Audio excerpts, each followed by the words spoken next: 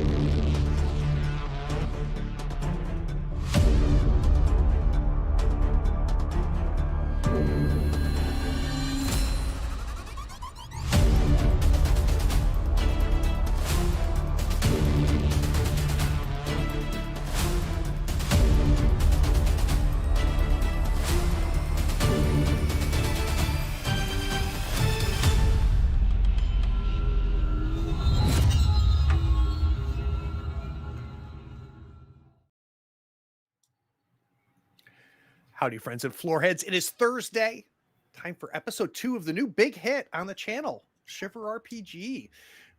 We had a very interesting first episode. If you have not watched it, I highly recommend going over to YouTube. If you're not there already, watch episode 1. Very briefly, I've got 4 juvenile delinquents who were given a offer by a very strict judge, the one that had sentenced them originally. He said, hey, there is a camp out in the middle of the woods of Mississippi, and I need you to fix it up. If you fix it up, I'm going to commute your sentences and save you from going into the adult prison system. All 4 of them jumped at the chance. They were put on a bus, brought out to this camp Whispering Wind, realized that they've got this punch list of things that they've got to get fixed, and we were accompanied by an officer or a park ranger, Bo Jenkins. And when they get there, they realize that this place is in really, really bad shape. And that maybe this was not such a good deal. So did a little bit of exploring. Jeffrey went for a quick swim, realized that there might be something more than fish in this lake. We found a dead raccoon that had been dissected that also somehow had 2 extra like baby limb legs growing out of its sides. We finished with you guys exploring, or just beginning. You really haven't explored much. Just beginning to explore the girls' cabin. And as you went in there, it's just trashed inside. But Scooter went to the back of the cabin and found an area that had been cleared away. And there were these little totems. There was 2 totems made out of twigs and pine straw and mud and leaves that looked like 2 adults laying on their back. And then standing next to them were 4 more little figures. One that was obviously young, or at least shorter. 2 adults. One had long hair. Another one was like a head taller, like a really big one. And then the 4th one, which was about the same size as the ones laying down, had what looked like a weapon in his hand. And Scooter, we have you looking at them, and where we left off is you noticing that they're not like taped down or glued down, that they're perched, and that a strong wind, or if somebody slams that door, it could have easily knocked the ones that are standing up. So you got the feeling as we closed out that this hasn't been here for 3 years, that this must have been done somewhat recently. Jamal, come here. Yeah. What is it? What the? What you see something wrong with this, right? I didn't do this. Yeah. I found it like this. There's something wrong with this situation, right? It's not just me. Something wrong with this. There's something wrong with this whole situation. Well, listen. Did you touch it? Not yet. I want to. What is it? What is it, guys? Hey, yo, Tony, come here. I'm coming. Oh my. Did you make that? That's pretty cool. Don't touch it, Tony. Oh, okay. Don't want the bad juju to happen. Don't nobody touch nothing. All right. Listen. What is this? You sure you sure you're not messing with a scooter? I swear, you I like don't to even play want to be in around this. like this. I don't want to be in this building anymore. There's somebody's been here. This is recent. This isn't new. Jeffrey. Jeffrey. Yeah, hold on. I'm covering all these holes to make sure none of those big snakes get in here. Oh, now you're scared of big snakes. Yeah. I'm just pushing okay. furniture against the walls. Jeffrey, we found these little stick doll things. These look, in this area is clear. Out of all this dirt and dust and debris, there's a cleared off area. There's somebody potentially living here. Again, buildings out in the middle of the woods, like I told Jamal. You guys are like scared that there's transients or kids playing around or hunters. Like, I don't understand what the problem is. They're little stupid dolls. So Listen, I look it's up. like this patch. It's- Go ahead. I was just going to say, I look up. with this medkit. You are going. All right. So Tony speaks first. Yes. Okay. I wanted to look up, is the ceiling kind of like the open rafters? It is. So it's all open rafters. You can see areas where, the roof has been in worse shape. One thing that stands out, though, as you look up, Tony, is you can see areas that seem to have been repaired, parts of the roof. Like maybe there was holes in it, and it doesn't look like a roofing company came in and fixed it. It looks like somebody just took some scrap, 2x4s or some plywood and just kind of nailed it to fix this open roof. So even though in the boys' cabin that you guys walked past that had the tree on the top, it looks like this one was damaged as well, but has since been repaired. Guys, do you think they tried this before us? Do you ever Yes. hear anything about? I mean, I don't remember any, year ago or anyone else getting the same deal that we got. Why would Tony they and I- tell us? Yeah, but Tony and I found an old pallet and some debris that looked identical to the pallet that they brought for our supplies, but empty. Like it That's I right. think somebody else was here at some point. All right, so We've they got must have different been wood on bored. Yeah. windows. We can't be the only ones that have attempted this, and I wonder if their list was as big as ours. Do you think they got to go home?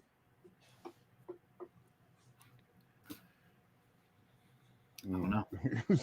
Well, all I know is I found with the medical kit I found this patch, this army patch, and it's from 2 years ago. So, All right, well, I'll someone tell you has what, the definitely Army been- didn't do this. That's not Army engineering up there.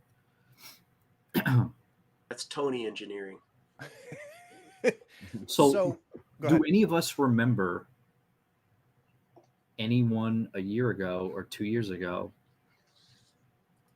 Has anyone been in for 2 years? I've only been in for one. I've only been here for one. Okay, so yeah, Same. you wouldn't know. Yeah. Yeah. So Jeffrey, you mentioned that you were kind of kicking around wood and kind of clearing stuff a little bit as you walked back towards where Scooter was. As you look back to kind of where you were kicking things around, you notice a jacket that has been kind of uncovered in the process of you doing it. And if you pick that jacket up, it's a heavier jacket, like way too heavy to wear now, right, in September in Mississippi.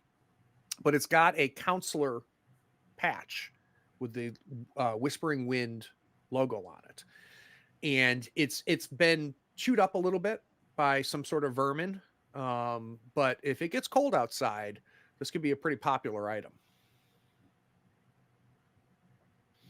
I toss it to Scooter. I'm like, hey, check this out. This might fit you. I look at it. I'm going to call it. It's like a 4XL. That's some bullshit, Jeffrey.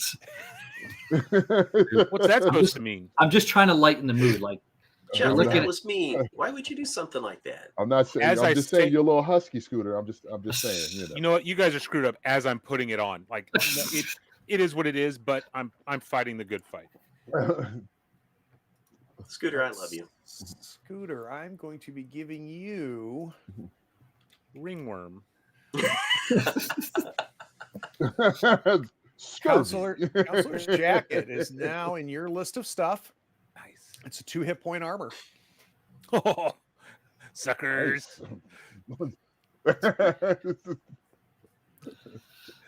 Awesome. He's truly turned into a tank. I lean in, and I am getting a urine whiff from the jacket, like everything else. It does have a bit of a moldy Yeah. smell to it, Well, no question. That smells like Jimbo's house. Mm. Kind of smells like my locker back at juvie.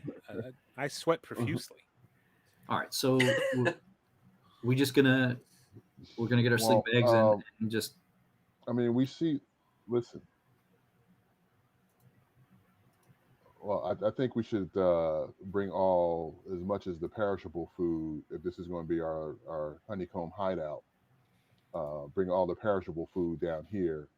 And since the list says there's a rat problem, and the cans will be safe, but anything in the cardboard or plastic is probably going to be fair game. So I think we should secure our food supply, since this is all we have, food and water supply, since this is all we have for the rest of this week. What time is it? It's right around 9 o'clock in the morning. So you've been here about 3 hours. All right, yeah. So We could leave the potted meat for Jimbo. I don't think I eat that. Well, yeah, he can have the potted meat, but the tuna, the canned tuna, and the canned chicken. I mean, that's primo stuff there. So, and definitely, I think we should do that first before we even start to tackle what any of this list. And yeah, because I'm not sleeping outside. I know I've said that like 50,000 times, but I am not sleeping outside. So the most of the light that's coming in here, because remember the windows have been broken up or boarded up, except for the one window, Scooter, near you, where you found that little area, that the glass is intact on that window, and that's letting in some light and kind of shining it down on this little diorama.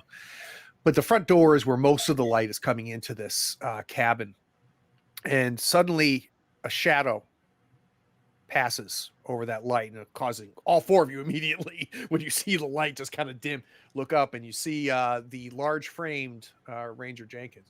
Hey, what you shrimps doing in there? You guys cleaning up? What's going on? Nothing. We're just getting ready to go bring the food down. Why? So we can. Why, you hungry? It just seems a bit of a safer place to bring the food down here than leave it up near the barn with all the rats. Oh, so are we sleeping here tonight? I don't know where you're sleeping, but I'm not sleeping outside. So I think this is going to be our place right here.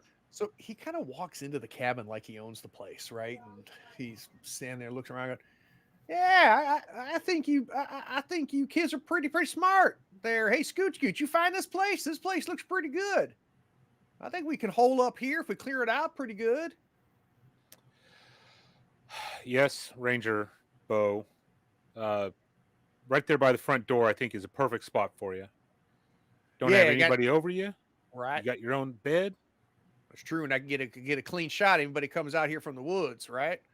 Got to protect us. You keep saying somebody coming from the woods. Why do you keep saying that? Man, we're in the middle of nowheres, right? Like this is a little clearing in the middle of nowheres. So if we got like a bear or a wolf or a tomcat or something, it can come from the woods. It's coming here, and we got the food stuff, and I don't know. Our Scoot looks like a good morsel there. I just want to make sure that nothing comes in here. I'm here to protect you. Okay. So you're going to sleep in the cabin with the rest of us teenage boys? That's just to keep you safe. Okay. Door on this cabin. So your little innuendo went way over his head. Yeah. I feel safe. How about you, Scooter? Is there a door on this thing? Right. Okay. I'm uncomfortable about these little things, but yeah, I think this is our best chance for some shelter. But we have plenty of time to get this cleaned up. So Hey We could always- Jenkins, have you done something like this before? With We're going camping. no, like with the us kids and coming out here and fixing stuff up.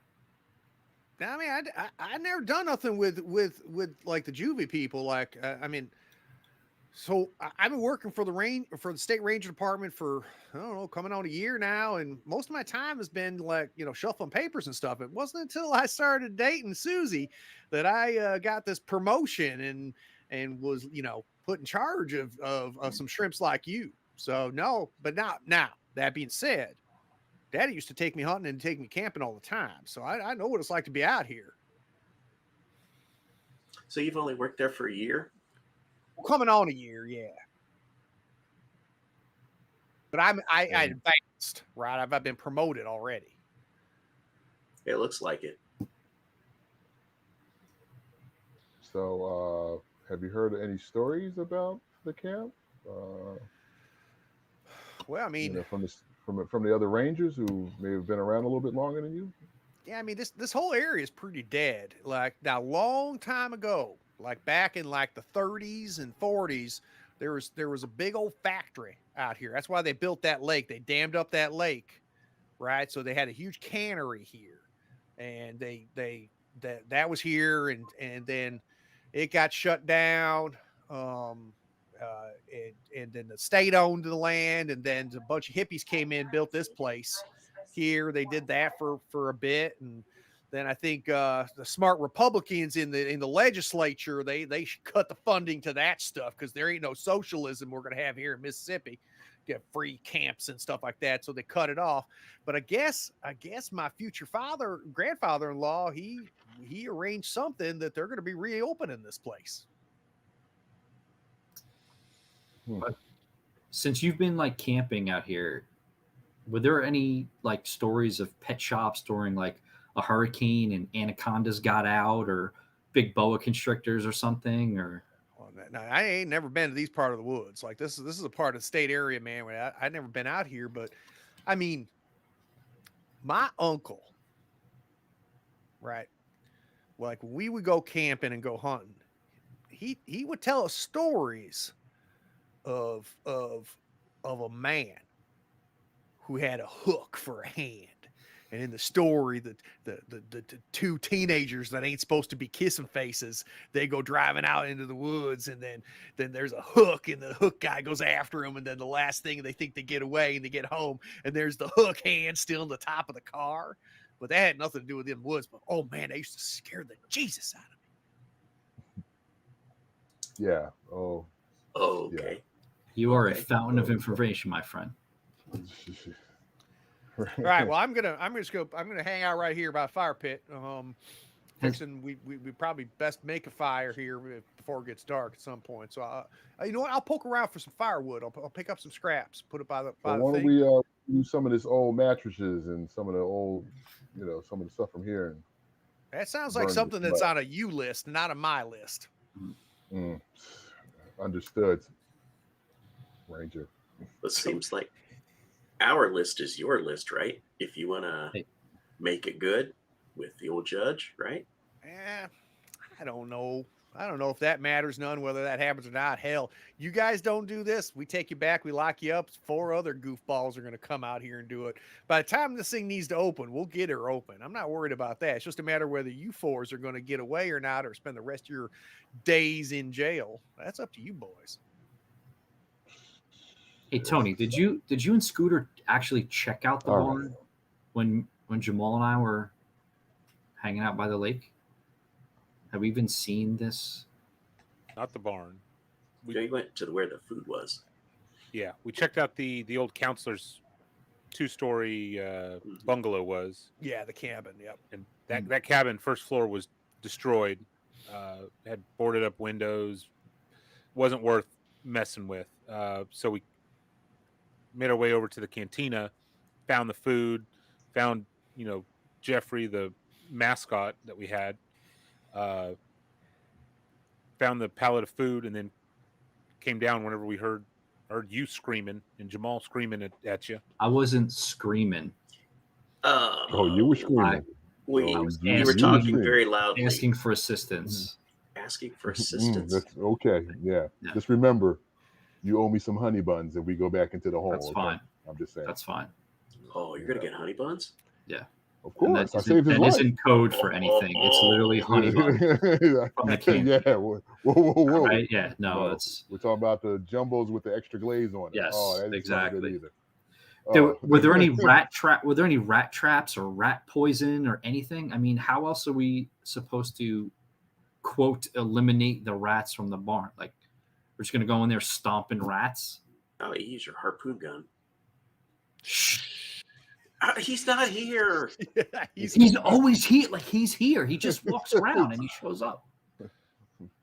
Dude, you're more paranoid than I am, and I smoke all the time. Yeah. I'm just Well, I think we should just go. Let's go get the food. Yeah. Let's bring as much perishables down here as possible with the water, and then we'll check out the barn since we haven't checked that out, and then we'll just see where we go from there. If there's some peanut butter, I know my grandfather used to say he used to just put peanut butter on rat traps, and they love it. You know, maybe we can build a big box and that they fall into, and just bait it with peanut butter. They just fall into the box or something like that. I don't know. just I also want to get Jeffrey. He's going to sleep in Jimbo's No. bunk tonight. Yes. No. that's That would be stinky ass- awesome. No. Seriously, dudes? Come on. All right, whatever. Hey, wait, quick question. When you were out there and you saw the raccoon, was there any flies or anything on it? No. I mean, And- look at it. It's Wasn't it nailed to the table? yeah, it was. Wasn't What? Yeah, and dissected is the best word to describe it. It had been neatly cut and cleaned and opened up, and was kind of the skin from the skin and the bone, the rib cage had been cracked open. The skin had been pinned back onto the table, and Tony, there what was the hell are you doing? no guts. it? Jamal, they didn't tell us like this thing's been cut open and Hold on, Jeffrey. I don't know Eviscerate. what I saw was real. I thought it was the drugs, but maybe that was real. it was real. I saw it. Yeah, it was very real. You almost I'm gave me a still, heart I'm still attack. I thought it was a pretending giant cat. its name isn't Jeffrey, but it was real. Okay, come on now. That was funny. It was admitted it was funny. It was funny till I just found out it was like nailed to a table like an autopsy. Yeah. It could have died of natural causes. don't Yeah, know. and maybe a little chipmunk went up there. I nailed just it don't. down. I don't get it, sometimes, Tony. I really don't.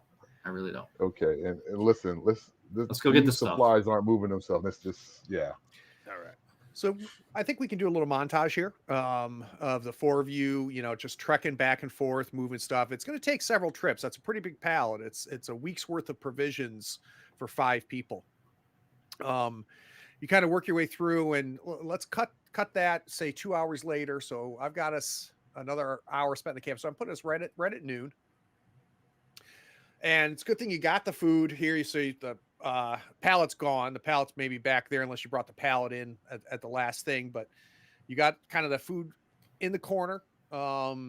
Pretty safe area, right? Not near an open window or anything like that. You've got it kind of all stacked up there. Whole time, Ranger Jenkins is going, it's good thinking on that, getting that food away from that barn, because I heard a bunch of rats up in that barn. So that's smart. Thank you, Ranger. Total sarcasm.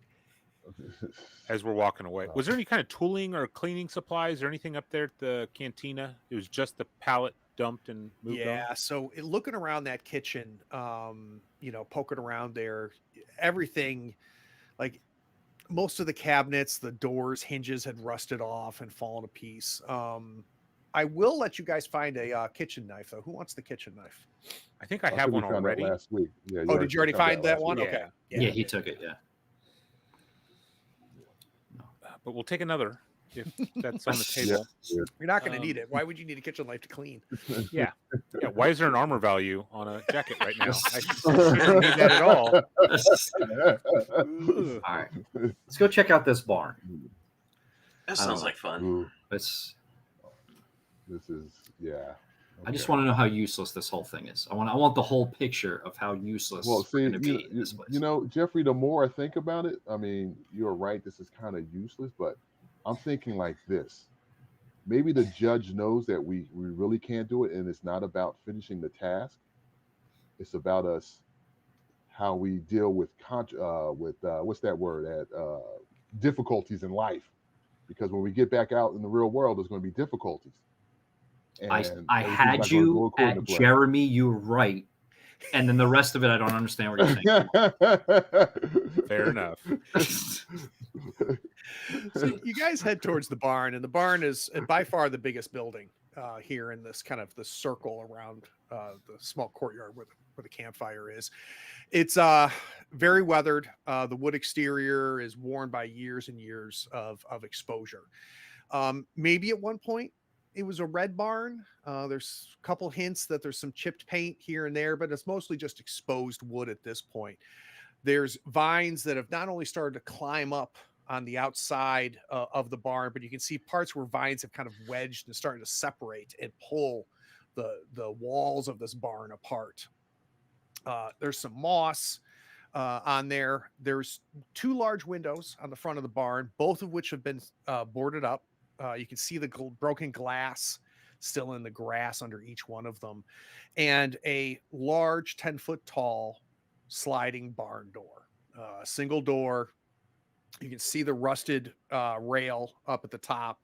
It is fully closed. There doesn't seem to be anything that would indicate that it's locked or anything. It looks like it's just a matter of getting one or two of you to yank and you'd be able to pull that thing open. You can hear kind of a creaking that seems to be coming as the wind, right? So a little bit of a gust of wind will come up from the lake, and it just you can hear like the barn kind of groan, like it's I don't want to stay up anymore. Like this barn is tired. You get the smell of rotten hay even before you get all the way up to the front of the barn. This place is fun. Okay. I think it's great. Let's somebody help me slide this door open and see what we got going on in here. And yeah. Well, they're Maybe, gonna have like to. maybe Tony, you can maybe we can burn this barn down tonight. I'm just saying. Oh, that'd be fun. Yeah. While they're doing that, I'd like to look kind of around and see if I can find any interesting plants or mushrooms. Ah, okay. So we've got Jamal, Scooter, and Jeffrey kind of opening up this barn door and getting it open. Tony, let's go ahead and do a smarts roll here. Let's see if we can't scavenge First roll of for the night. some useful vegetation. I'm not the sharpest tool. Got a luck though. You do have a luck, and you're the fool archetype. So how many luck do you have banked now? This makes 2. Nice. So Tony, you poke around. Doesn't look like any of there's a certain plant you're looking for in the off chance. And you know what? This place was founded by hippies, so who knows, Hippies, right? yeah. You don't find any of that.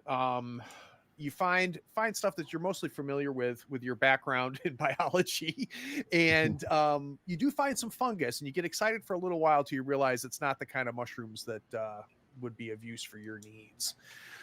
We cut to Jamal and Jeffrey and Scooter. You guys, it gives you so much inertia, right? Initially, and then finally you can almost hear the rust kind of crackle on the wheels up above you, and it sprinkles down like snow, and then it gives, right? And it just groans and creaks as you slide this door open.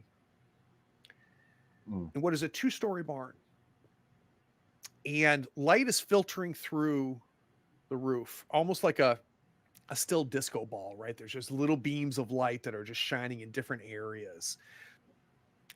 Half loft up top, there's a ladder. You can see in the back left area, there's what looks like maybe stalls, maybe some sort of livestock stalls, all around the floor and the ground. And there is no floor, it's ground here in the barn, but it's mostly covered in remnants of hay. So whatever hay used to be here, a lot of it is rotted. There's actually some hay that's actually grown, starting to grow inside of the barn itself. The most prominent thing, though, that takes up the majority of this barn is a big ass tractor. Oh. I can drive that. I can drive that, guys. If it has wheels, you can crash it. Okay. I didn't crash the bus. That's right. Yeah, you did. I'd like to You go up and burned down start the whole. seeing if I could, first of all, see if there's any gas in it. Yeah, so you get up and you can see where a gas cap was, right? And you go there and you kind of give it a smell. You're not getting any fumes. So there doesn't appear to be any gas in there at this moment. And the hood has half lifted. It's one of those old red tractors that have the half hoods on the front, and it's already been lifted up, and you can see the engine. Tony, I don't know how much time you've spent with cars and things like that. I don't think it matters. Yeah, because you can see there's no spark plugs. There's 4 areas for spark plugs. 3 of them are gone. 1 is still there, and it's kind of rusted and corroded.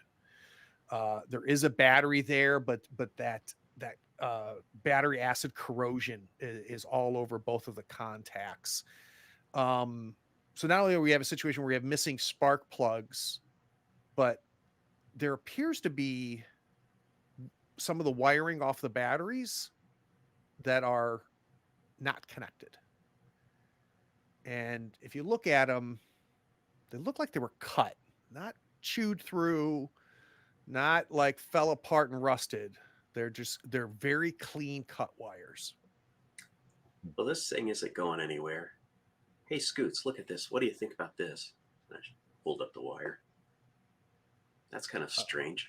That is strange. So I go up and join you, and I instantly smell the gas to see if it's there, just for my own personal needs.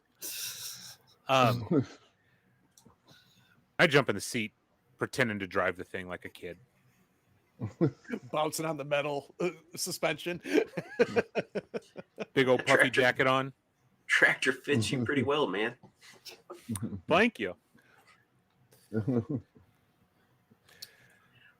So I guess there's, I scan. I don't see any parts or anything like that lying around. No, it doesn't look like it. Looking around, you do see the back stall. There's 3 stalls there. The back 2 of the doors are pretty rotted off. One of them no longer has a door. What stands out for you, Tony, is coming in from the back of the barn along what is the ceiling, which above it would be the loft. Mm-hmm. You see a big bundle of wires, and they run all the way along the back edge of the barn, and they seem to go into the stall. Of course, I'm going to go down there and look and see what I can find. You find the generator. It takes up the majority of that stall. It's a huge generator. And there's a large, maybe 8-gallon jerry can next to it. Is there anything in the can? You pick up the can. It's about half full. Maybe about 4 gallons worth of gas. Hey, guys, come down here. Look at this. Look what I found. Jeffrey is useful. Gas in a gas can. Is that what you found? Lord. We found an easy way to light this barn on fire is what we found. Found the generator. I go up generator works? I go up in the loft while they're doing that. Guys, I'm going to go see if there's any proof of rats. I'm going to look for nuggets up in the loft. You enjoy those nuggets there, Jeffrey. Yeah. Well, like in the attic, at home, in the beach house, you would find them, and they would always stay in the dry attic. I'm sure your beach house had nuggets. I mean, it wasn't my beach house. My beach house has It nuggets. was my dad's, right? You're just waiting for me to say it. It was my dad's beach house. Jeffrey, we love you. Someday it'll be regardless. mine. Someday. Let us know. We love you. We'll see I'm you. going to start the generator. Yeah. So, Jeffrey, you head back to the ladder that heads up to the loft, and Tony, you give a good yank on that, and you get nothing from it. You can see the gas cap that obviously would lead to the tank of it. You give that a twist, open it up. You don't smell any gas, so it definitely does not have any gas. Okay. So first of all, I take a big sniff of the gas because it smells kind of good. Lucky. I'm assuming it smells like gas, right? It's not. No, it does. No, it's definitely gas. I go ahead and fill the generator with it. So you start to pour that gas in. Let's cut to Jeffrey. Jeffrey, you're about halfway up that ladder. You get to the top and you look up, and the loft, like I said, is about half the footprint of the barn. Maybe at the peak of the roof, it's about 10 foot, but the roof slides down to the edge of the loft there. So there's areas to the right and to the left where there's no headroom whatsoever, right? You'd have to crawl to get to that part. Likely the right-hand side was mostly hay bales, but most of that has given to just decay. It's just got a real nasty, like moldy smell to it. You get a strong urine smell, but that's not a new smell here at the camp so far. One thing you haven't seen yet, though, is in the far back, maybe a good 15, 20 feet back from where you're standing at the top of the ladder. I've got like the floor of the loft right at your chin, right as you're just peeking up and kind of checking it out. You see cords of wood stacked up there, which immediately is like, oh shit, that's good, right? That's nice to have. It's less work for us, yeah. Well, what's even nicer is the chainsaw at the top of the cord of that cord of wood. Oh yeah. And sure, I go check it out. I go, guys, at least we're not gonna have to go get firewood tonight. There's a whole bunch of wood up here. So you step up, start walking that way. What's I know what Tony's doing. I know what Jeffrey's doing. I'm not sure what Scooter and Jamal are doing. I hear wood. I instantly think I'm gonna go help throw wood off this loft because that sounds just fun. So I'm gonna start climbing my big butt up that ladder. So Scooter, you start climbing up the ladder. What you doing, Jamal? I'm looking for something to carry the wood as easy as possible. A cart, a wheelbarrow, A tractor. Anything. Yeah, anything that's going to make life a little easier than running back and forth with 2-3 pieces of wood in your hand. So looking around the main floor, Jamal, like I said, when you start pushing away any of the hay, you're finding dirt on below it. You can see where weeds and vines are starting to grow into the barn. Hasn't been cleared out in decades. Nature's slowly reclaiming even the barn here. You're kind of kicking around. I've got Tony. Let's cut back to you. You're pouring that gasoline in there, and it's gloop, gloop, gloop, gloop, gloop, and you feel a wetness at your foot. You look down, and you see gas. Oh, Of course, I stop pouring it in. this place gets better and I better. look around the gas tank of the generator to see if I can see a hole. You can see where there was a gas tank. So you were pouring directly onto the ground for the half gallon or so that you poured there. And it looks like there's a clean connection at the top, right? Where you can just tell, like, this is where the gas comes in and the pipe. All right, that looks clean. But it looks like the back end of it that secured it to the generator on the interior, you can see like the back third of that gas tank still there. So it gives the feeling like it had been ripped out and actually broke the metal of the actual cannons, the tank that was inside this generator. Scooter, Yeah, buddy. come here, quick. You're about halfway up the ladder, Scooter. But I'm up the. I'm I out of breath don't care. already, and it's easier to go down than up. Okay, I'll come down. Yeah, what is it, Tony? Look at this. What? It looks ripped out. Oh, you can see that too, right? Because Yeah, okay. yeah. That shouldn't be like that, right? That looks wrong. Yeah, I'm not getting paranoid, right? Who's No. got the higher smarts between the two of you? Oh, good lord.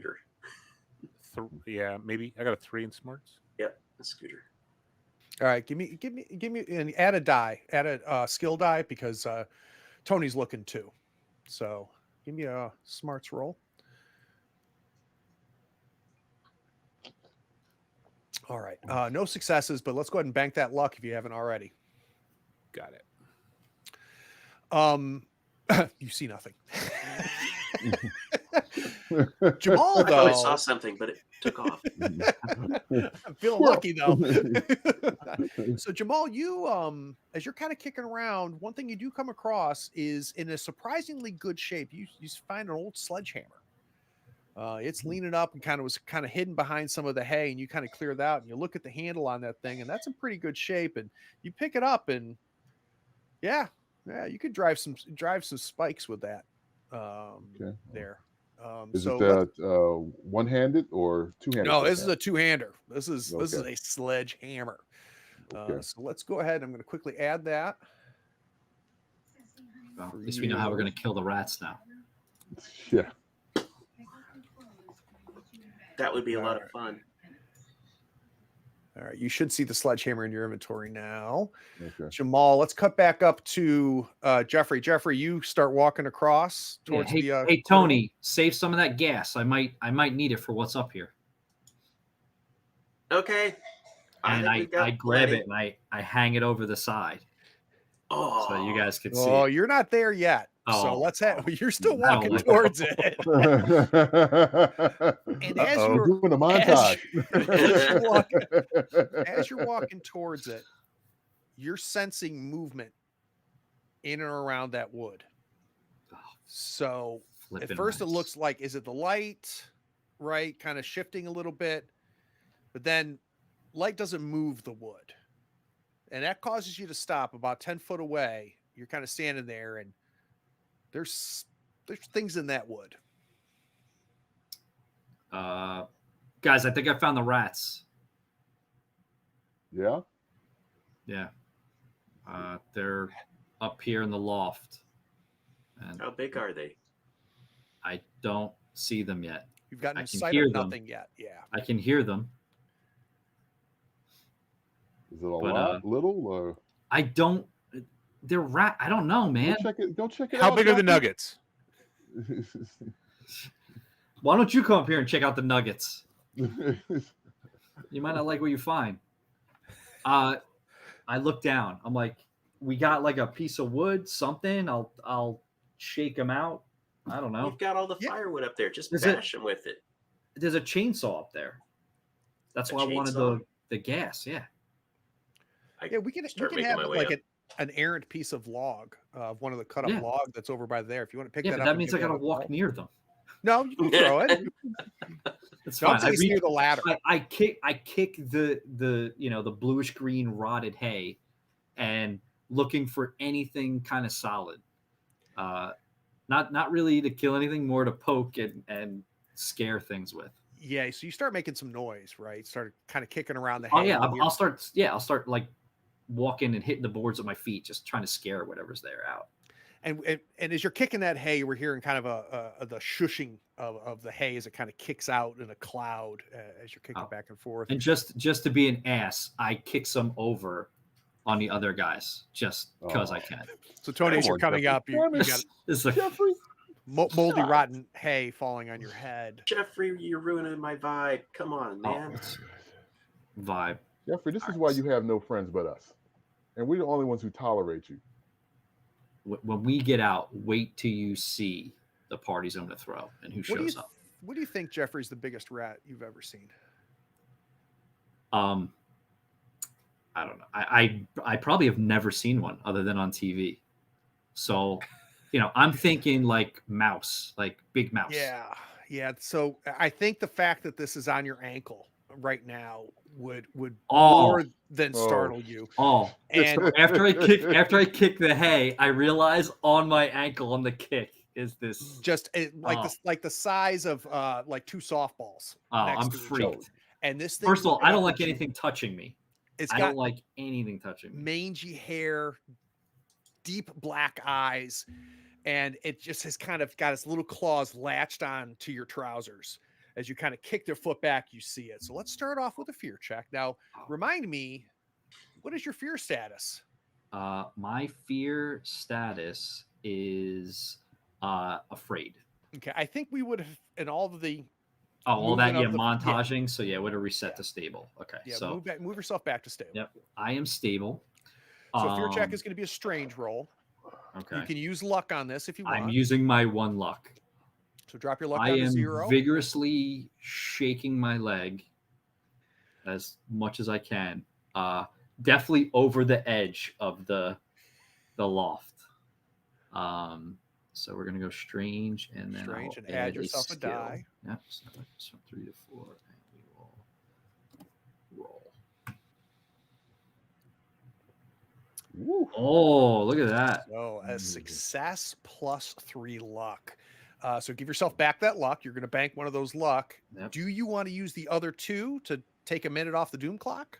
All I needed was 1 success, right? You just for needed this the one strange Okay, so to then I don't have succeed. to make it 2, which I Nope. could have, right? Yep. Okay.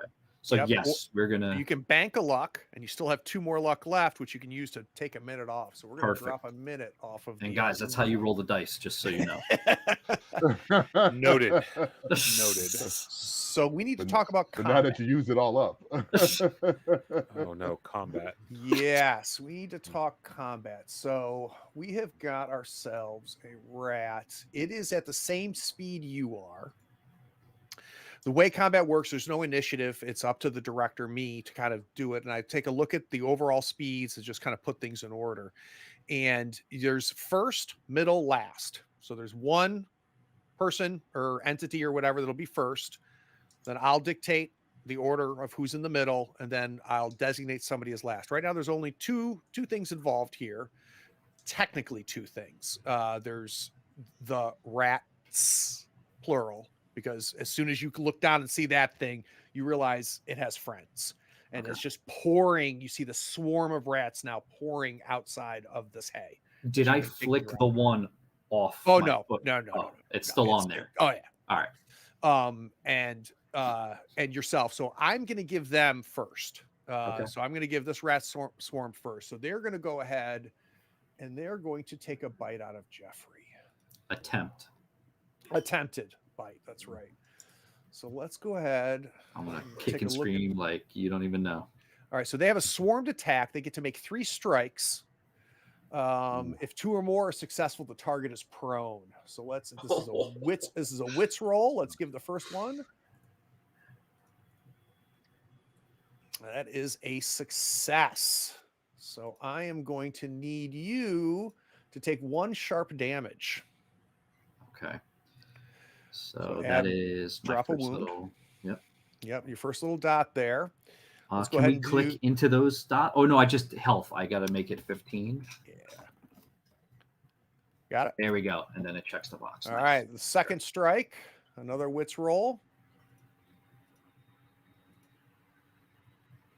All right, so 1 got a bite on you. The second one does not. Third one. All right, so you just take the 1 bite, but it is sharp, which means let's take a quick look at sharp.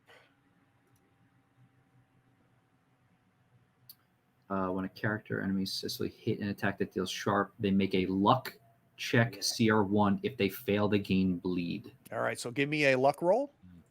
Okay. I'm going to use my 1 luck with my luck roll. Perfect. So yeah, go ahead and add a die. You just need 1 success. All right, so that's luck. Add a die. Sweet. So this thing crawling up your leg, you got 2 more going up your other leg now. This thing chomps into your leg and you feel it. You feel that bite into your leg. And they're now starting to surround you. Guys, I found the rats! And you just hear bang, bang, bang as I'm like jumping around trying to shake them off. It's your action, Jeff. What do you want to do? They're on my legs. I am gonna kick the cord of wood as hard as I can with hopefully the rat between my foot and the cord of wood. Perfect. Let's go ahead and do a grit roll. So if we look at your sheet real quick, you should have an unarmed attack. And I think that's a grit roll. So that is just click on grit. I don't go into the. You can do the punch kick. Either way, it's going to be a grit roll, and it does 1 blunt damage. Okay, so. Oh, here we go. Punch kick. Got it.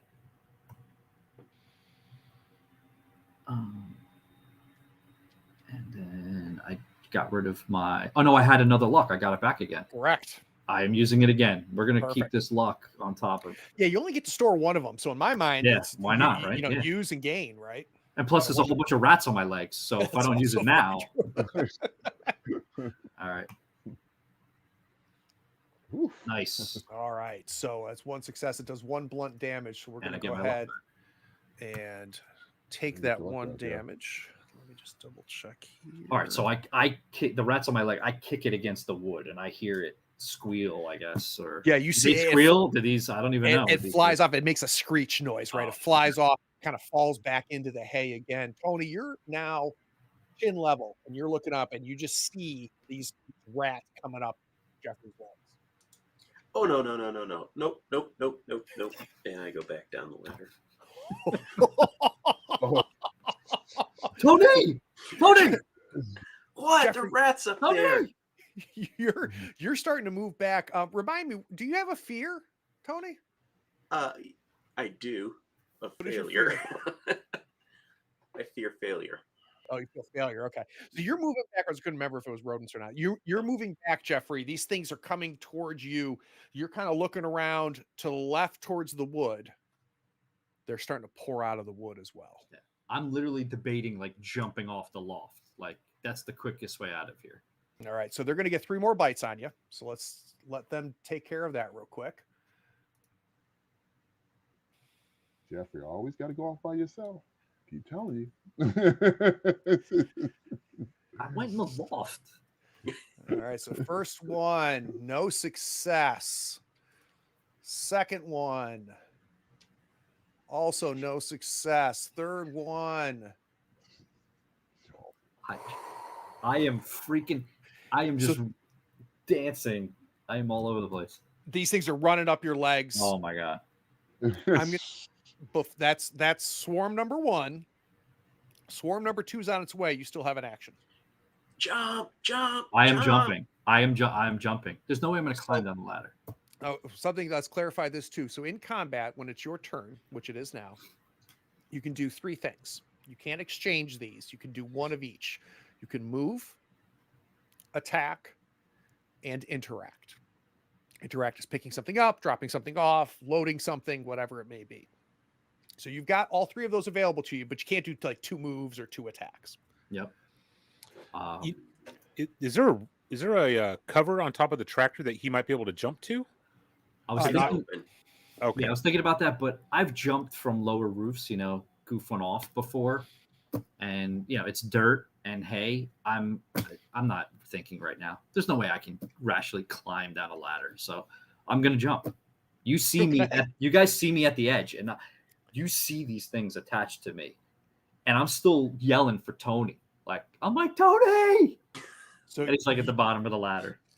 So I'm going to have the move get you there. The interact is the jump. No roll needed for that. If you do want to try to damage some of these rats, like swatting them off of you, you still have an attack. So do you want to do that attack?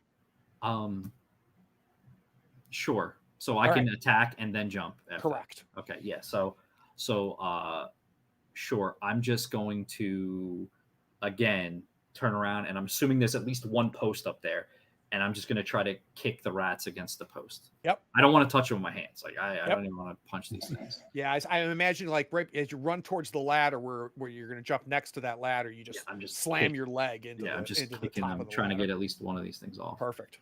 We'll do punch kick. I have my luck back again. I will definitely use it.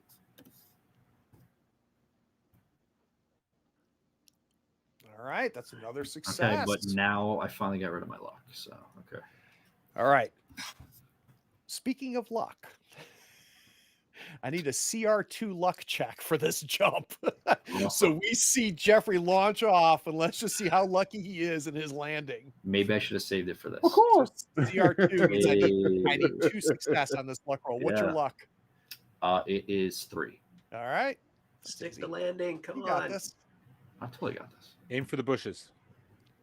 Oh, Oh, Very, very close. But Woo! here's my thought. Right. You got one of the luck. You got a grit, which is your resilience, right? Yep. Wits is your dexterity that you also rolled. So I want you to only take 1 blunt damage from your landing. I appreciate that. Yep. So And we'll also say because my one ability is athlete. Oh, I have feats of athleticism. I get +1 talent die. But again, we didn't roll for that. yeah, that's fine. Just But- remember that for next time. You definitely Yeah. would have gotten that in that roll. I But yeah, only appreciate take take 1 blunt damage because again, Awesome. you got the wits which fits, and you've got the To the grit me, that fits. 1 blunt damage jumping down there is a great success. That is, I couldn't hope for anything better. So, Tony's at the bottom of this ladder. He sees Jeff screw jumping Tony, off. just so you know. Screw Tony. lands and kind of does kind of a half roll. Still has got some rats on him. We see rats now pouring off the edge like a waterfall off there. You're standing there, Tony. Scooter, you were over by the tractor. You're seeing this happening. And Jamal, you're over there. You just picked up that sledgehammer. I'm running over. I see, because we're gonna have to fight our way out. Yeah, so burn this barn down. Tony, Scooter, and Jamal, you guys are in the middle. So all 3 of you get actions. Okay, Who wants to go first? I'll go first. I'll try to swing my new toy here, the sledgehammer. So you make your move, you get to where these rats are as they're kind of pouring down and kind of swarming. They're focused completely on Jeffrey. And take the sledgehammer. Give me that. Is it a grit or wits? It is grit, and All right. if I'm successful, it does 6 blunt damage. Splat. And these things are only CR1. You only need 1 success. Okay, here we go. Oh, jeez. That's a problem. That's a super problem. Oh, sweet. That's Hold 5 ticks 5 on the dang. doom clock. So Wow. walk me through what just happened, do you think? I got a little overzealous, and I didn't realize the weight of the sledgehammer. I just kind of whipped and spun around and kind of stumbled up against the tractor.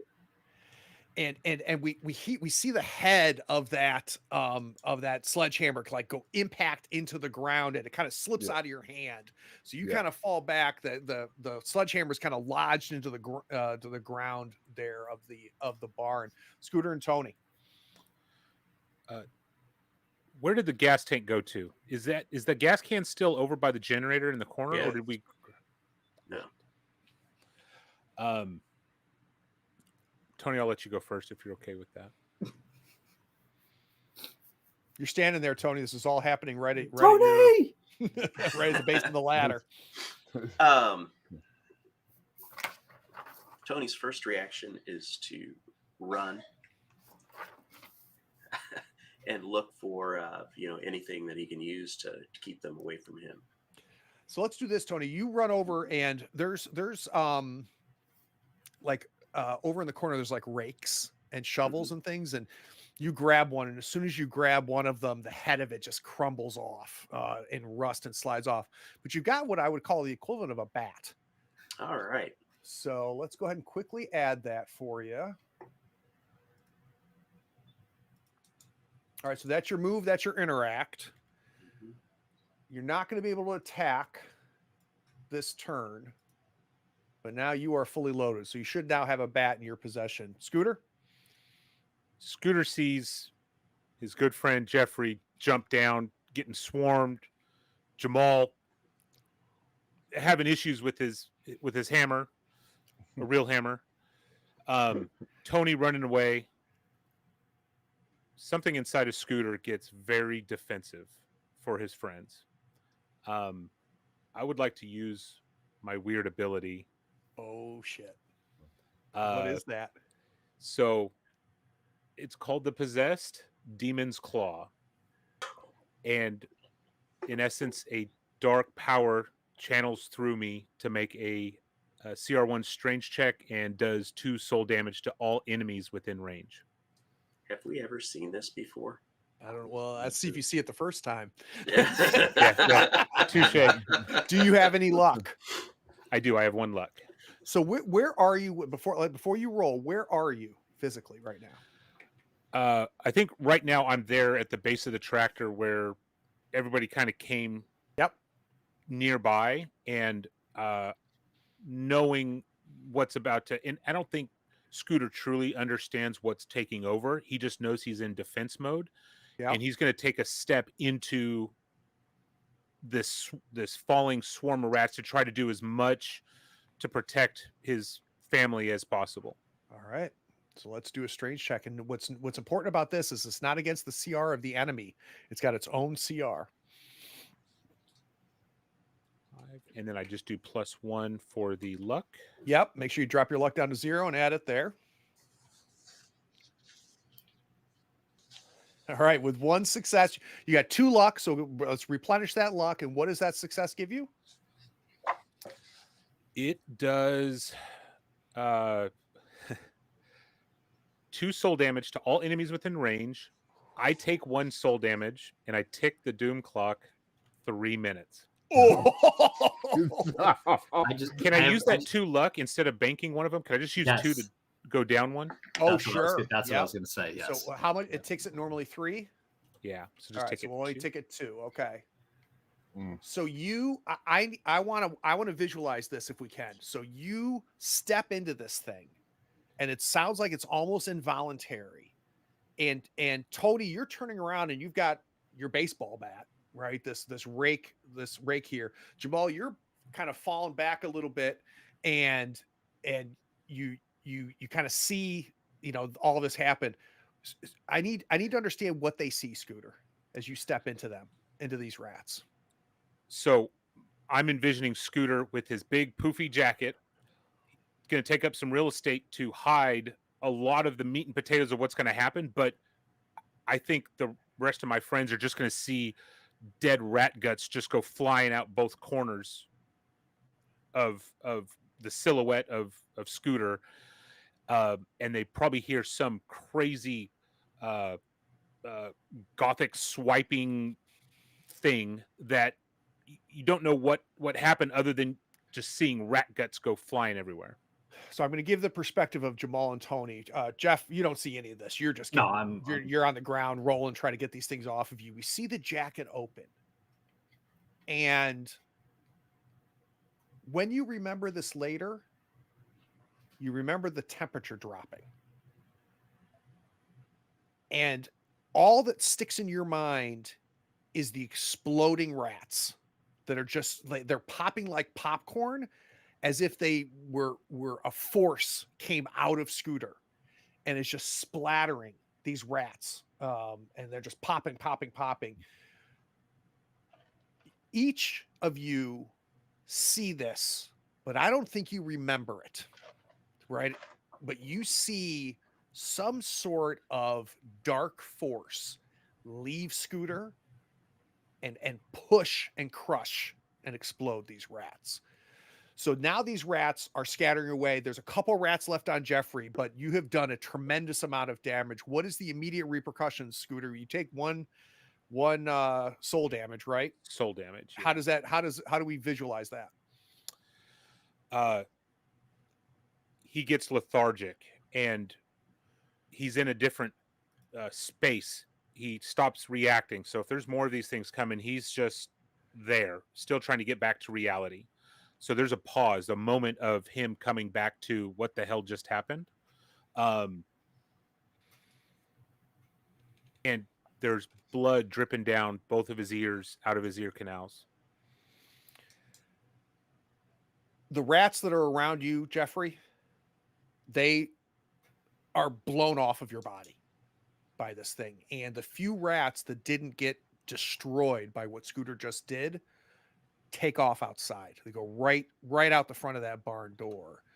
The next wave, as you look up, Jeffrey, you see the next wave of rats that was part of that wood pile is starting to come over the edge there.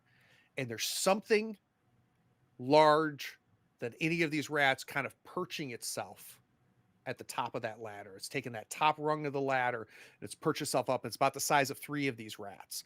You only see the silhouette of it. They're not going to get to act first. So I'm going to go, this is going to then turn around and go to, so Jamal, you're going to get an action, and Tony, you're going to get an action before the next rat swarm gets an action. So I guess all of a sudden in an instant, I don't have to fight them off, which is amazing to me. I look up and I see Scooter standing there where there was all these rats, and I see the blood. He's not paying attention to any of us. I don't even know what happened. I see that the swarm is still going to come down, and I get to my feet and grab his puffy jacket, and I look at Jamal. Tony, I'm beyond pissed at him. I don't look at Tony. I don't really care right now. We'll deal with that later. But I grab him. I look at Jamal. I go, we need to get the hell out of here. And I just try to yank him with me and try to go out the barn door. Give me a quick grit check, would you? Sure. As you're trying to physically overpower Scooter, who is not helping. No. All right, go ahead and bank that luck if you don't already have it. I got it. And you're trying to pull on Scooter, and he's standing and he's almost falling back. So you're preventing him from falling over, but you're not making any traction as you move towards him. Jamal, you're seeing Jeffrey grab onto Scooter, and though he hasn't yet, you can see he's trying to pull him out that front door. Both you and Tony have an action, a move, and an attack if you want it. The rats are falling to the ground. I want to just make eye contact with Jamal. Like, I can't move Scooter. Like, you know what we need to do. Okay. Listen, Tony, get the gas can. Grab the gas can. We're gonna burn this thing down. Do your thing. Okay. And I grab Scooter and try to heft him along with my new toy, and we drag him. We just I don't need a check between what you are doing, Jeffrey, and the strength. Because what is your grit? I'm 4. And you have a talent die? Yeah. Yeah. So with 4 and a talent die, there's no roll needed. You have no trouble. Jamal gets there. Between Jamal and Jeffrey, you guys are now dragging. He's still on his feet, but you're kind of like almost picking him up upright and dragging him out there. Tony, you take off towards the back. Is that what's happening? Yeah. Where is the hammer? Hammer's between you and the gas can. Okay, because I know that's 2 actions. So I want to pick up the sledgehammer. That's an interact. So if on your way, you got the move, the interact, you grab that sledgehammer and you head that way. Mm-hmm. These rats are coming down. Tony, they're going to get a shot at you. So let's do our 3 wit attacks from them. That's 1 success. No success. And 2 successes. So this is going to be 2 sharp damage. I need 2 separate luck rolls to avoid gaining bleed.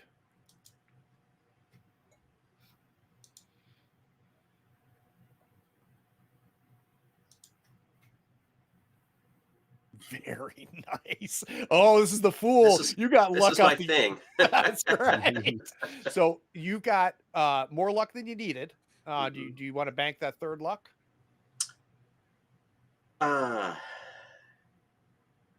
Yes. How many luck did I have? You had 4. You only needed 1 of them, so there's 3 in excess. Because I'd like to use 2 to. Can he use more than 1 on a roll? That's what I'm kind of wondering. Can I use them to keep from getting bitten, but also then take a tick off the? Yes. So you can do. So one of those prevents you from gaining bleed. Yep. So you're taking the 2 blunt damage. That's done, right? Mm-hmm. One of them stops you from bleeding. Then you've got 3 left over. Okay. So you can use 2 of them to drop a minute off the clock. Yes. All right. So And that's done. Then I can bank the 3rd one, right? And you can bank the 3rd one. Okay. Jamal, you and Jeffrey have got Scooter out by the door. You're seeing this cascade. You see them kind of on Tony. He's picked up the hammer. He's headed that way. You see them just gouging to the back of his calves. And you can see them, biting into him. I'm going to go right to you, Tony. Unless there's something, is there anything that Scooter, Jeffrey, or Jamal are doing other than dragging Scooter the hell out of here? I just want to get him out of there. That's all I'm thinking Okay. about. I don't want to be in there anymore. Tony, with 1 move, you can get to the gas can, but you still have an interact and you still have an attack. Is there a door on the stall where the generator was? Uh-uh. Okay. All right. I guess I'm going to try to get out of there. So I'm going to move and attack. Okay, great. So we're going to move towards the gas can, and Mhm. and somewhere during that process, we're going to take a swipe with the sledgehammer. I Right. have not given you that sledgehammer yet, so hold on a second.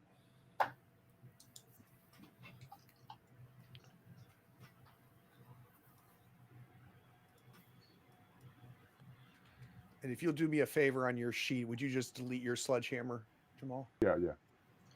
All right, you should see it in your inventory now under items. Yep. Click on it, and then I think we decided it was a grit roll. Yeah. Yeah. I'm going to use one of my luck die. And you can use up to 3. I think I'm going to need them in the future here. Okay. I'll So that'll use. give you. So I'll roll 4 die. Is that correct? It'll give you if you spend a luck, it adds +1 skill die. Okay. Nice. Whoa! That, ladies and gentlemen, is 2 more than you needed, which makes it a crit, which doubles the damage. So mechanically, you have destroyed the swarm of rats. In the fiction, I need you to walk me through this. I'm seeing Tony headed towards that gas can. I see you getting to that gas can, turning around, and what happens? All right. So I am motivated because I just saw one of my friends. I don't know if he's dying or what, right? To me, it looked like he flashed the rats and they exploded. So something's going on there. So between that and Jeffrey yelling at me, I have had enough, and I am just absolutely going maniac mode on these rats. We watch Tony go Donkey Kong on the swarm of rats, and he's kicking them off, and they're flying off, and he's just picking it up, pound, and just getting 2 or 3 at a time. And between the ones that he kills, the rest of them scatter away. As the 3 of you are now outside of the door, you look up and you see the silhouette of whatever that big thing was at the top, and it vanishes back into the loft. The ground is now soaked with the guts and the carcass of maybe 30 rats. Tony's standing there in the back, one hand holding the hammer. The head of that hammer is just lodged into the ground. The blood is all the way up the shaft of that hammer, all the way into onto your hands. From about mid-thigh down is just rat guts and blood. So we're out of combat now. Yep. So I'm going to walk to the door, and I'm going to set the gas can down. Jeffrey, should I go up and get that chainsaw? Are you out of your mind? There can't be any more and I rats in here. grab the door so everyone knows we should be closing this door right now. I can't do it by myself, but all right, So, I help. You got the gas can? They got the gas can. He's got the and gas can. sledgehammer. We're burning this thing down tonight. I don't. What? First of all, Tony, what the hell was that? You went full. I killed 7 with 1 SWAT mode. What? I'm need you to be that way all the time. See, I'm like the Hulk. You make me mad, and I go nuts. Lou Ferrigno would be proud of me. Jeffrey, stop wandering off. Every time you wander off, we got to save your ass. I climbed a ladder. Like, what the fuck? The 3 of you are yelling at each other as you slowly are closing this barn door. Scooter is standing there just kind of dazed, just watching the 3 of you close this barn door. And the violence is over. And there's silence. Then, almost like someone's turning the volume back up again on that background woods noise, you can hear the crickets again, the frog. That's just that low din that the forest always has that tells you that the forest is alive. and it's broken by a voice. Y'all finished with the barn? This guy.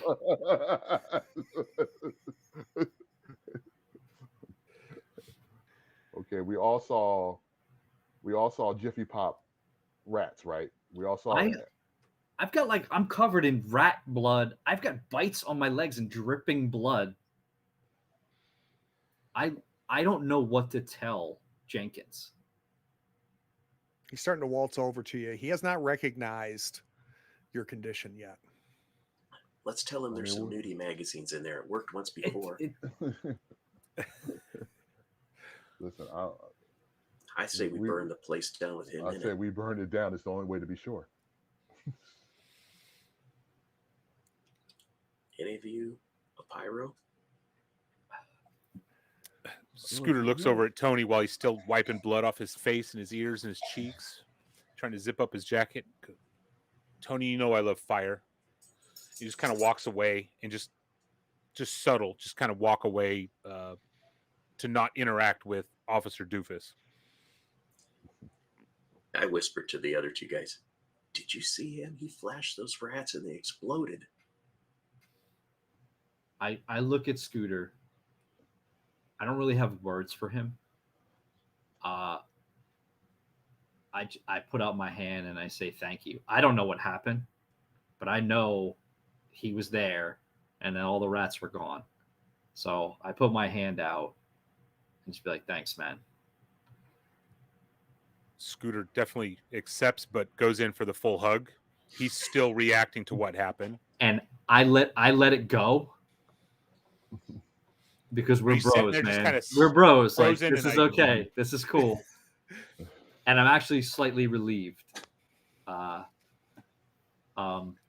then I'm like, okay, dude, Jenkins, he's on his way. Like, what are we gonna tell this guy? We fought rats. This is what happens when you fight rats. Wasn't it on the list to kill the rats? What you boys got yourself into? You got, oh shit, you shrimps okay? There's some really sharp farm equipment in there. I was listen, Jeffrey. We were cleaning out the rats, and it got a little crazy in there. So Jenkins, this whole time he's had that rifle kind of the butt end of it on his hip, right? He's just holding it like he's carrying a flag of some sort, right? And as you guys start describing the rats and stuff that are in there, we see the gun go two-handed. We see the muzzle of the gun fall into his left hand. And he's kind of peeking around. He goes, "So you found the damn rats in there, huh?" And he gives a shot and he goes, "How many are left in there?" Just one big one. Yeah. He's got one left in there. It's like raccoon size. Yeah, he's up in the hayloft. So we got a big ass rat up in that hayloft, huh? Oh yeah. Yeah. All right. I bet that's good eating, man. Yeah, I tell you what. Here's what I'm thinking. And he kind of looks at his gun and looks back up at you, and he goes, "I say we get you guys cleaned up, and then the four of you head back on in there and get that big one good and dead. How's that sound? And I'll stay out here, make sure there ain't no rats out here in the woods."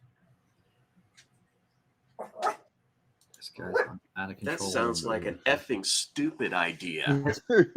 What are you thinking? We're just stupid kids. I need like a gallon of peroxide.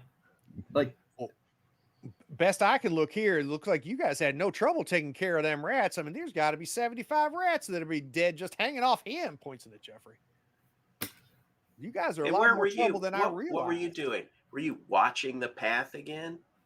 Well, these woods are dangerous. You think about what the crazy stuff that happened in there. Imagine what's in these woods right now. And he's kind of looking around. But I ain't gonna lie to you. I ain't gonna lie to you, shrimps. You guys, looks like you four can handle yourself. Hell, Scoot's got blood all over him. None of it looks like his. Ranger Bobo, we're going to need to borrow that gun there for a second to get that last rat. What do Whoa, you say? whoa. No, there ain't no borrowing Betsy now. You ain't giving Betsy no love, Bobo. Come on. Use it.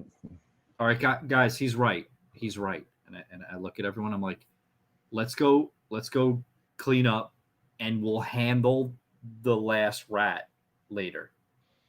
All right, Jenkins. We just, it was a lot. Let's go get something to eat, and we'll handle it. And I'll get the med kit and go take a look at those, because you're definitely gonna get rabies with those. By the way, the generator's fucked, so there's nothing we can do to finish our job here. What do you mean the generator's fucked? Go look at it. Is it in there? Yep. I'll check on that later. I'll definitely look into that. All right, look, I have to agree with Private Schoolboy over here. I think you guys getting all patched up seems like the smart move. Hey, Scoot, you okay? I'm fine, Bobo. Don't like me being called Bobo. You can call me Ranger Jenkins, Mr. Jenkins, or something like that. I ain't no Bobo. Ranger Rick. Show some respect. I just No walk reaction. past them. I'm done. I followed I'm done with Jeffrey. them. I'm just Where walking are the four of you headed? back to our bunk with the food, and Back to the girls' cabin? that's our safe place. That's the home base. And actually, on our where we're going to clean up at? We're going to, I mean, Showers. are there showers? Yeah, there are Okay. showers behind the bunks. Yeah. now, Behind the as we're cabin. as we're heading over there, is Ranger Bobo's knapsack or whatever he's got that we hear jingle jangles out of? Is that anywhere to be seen, found, where it's not? Yeah, where it's not right extended? near that fire pit. Yep. Okay, I noted. That's all. Yeah, and what I'm imagining, and you guys don't have to. You can tell me something different. I'm imagining kind of all dropped your sacks there near the fire pit, right? As we kind of explored around. I didn't imagine you guys dragging your supply sacks with you. So they're all kind of together, is what I'm imagining, unless you guys imagine something different. No, that sounds good. Yeah, we got to. I'm freaking out between what I just saw with Scooter and then the Incredible Hulk, aka Tony, doing the whole thing here. And I'm kind of still pissed off at Jeffrey for always finding bullshit to get into. I didn't do anything. That's what you said back at the lake too. You didn't do anything. I am grabbing, when we go by the bag, like we were saying, I have a change of clothes in there. And I have a pack of matches. So I am grabbing, I'm going to leave the sleeping bag and everything there. I'm just going to grab the clothes and my pack of matches. So let's put the four of you back in the girls' cabin, kind of the home base here where the food and stuff is. I've got kind of Jeffrey, you're kind of sitting down. There's nothing to sit on, unfortunately. And Jamal, talk to me about this med kit. Can you click on the med kit and tell me what it does? Yeah. Med kit.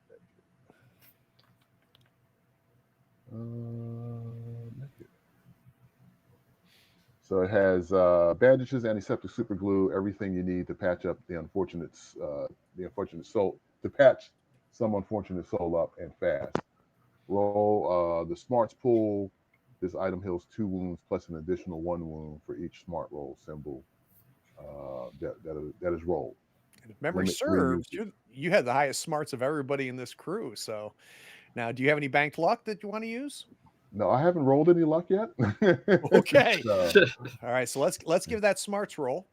Success, you heal 2. Any additional successes, you're going to heal up an additional. Yeah. Okay, here we go.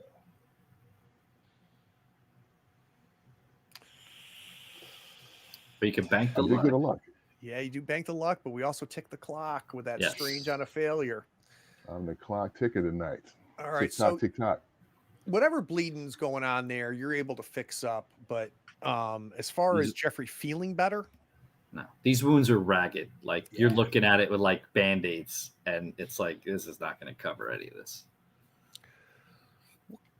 What kind of conversations are happening as the four of you are kind of the adrenaline, that aluminum feeling in the back of your teeth starts to go away after what just happened? I think Jamal is freaking out. Dude, what the fuck was that? Listen, I've seen some city rats, and I haven't seen anything like that. It was like, it was crazy. I don't. Yeah, I need to sit down for a minute. Hey, Scooter, are you okay? Sorry, guys. I blanked out. I don't remember much other than getting drug out of the out of the uh, out of the barn there and at the end. And good lord, was there a massacre in that fucking barn? That was ridiculous. Where did all those rats come from? Scooter, you say you don't remember anything that just happened there? No. It's like you opened your jacket and everything started exploding. I don't. I open Listen my to me. jacket and everybody laughs.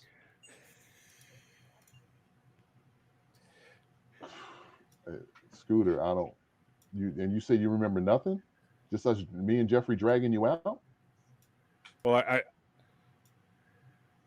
remember Jeffrey falling or jumping from the loft and being swarmed, and you trying to help save him, putting yourself in danger, and Tony looking for more drugs or something. But no, I don't remember anything after that, and then being drug out of there. Scooter, I'm sorry.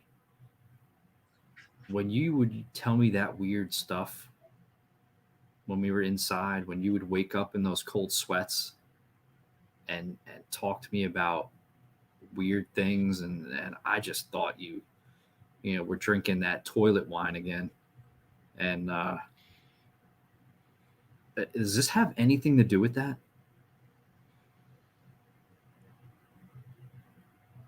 Yeah, one day I'll go into a lot more detail, but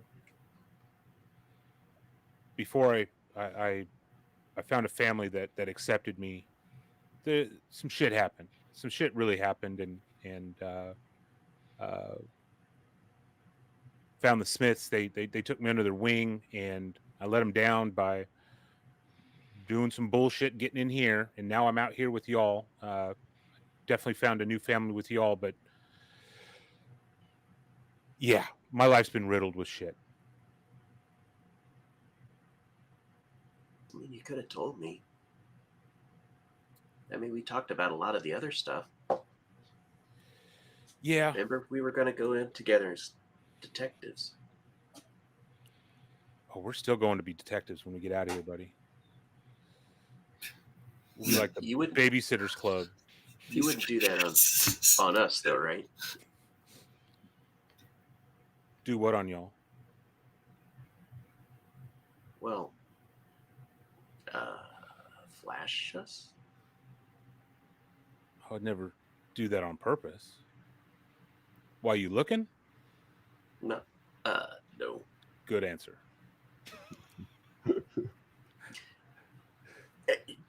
Scooter's trying to change the subject a little. And guys, I'm gonna get washed up. I got a piss smelling jacket that now has blood on it. I gotta get some.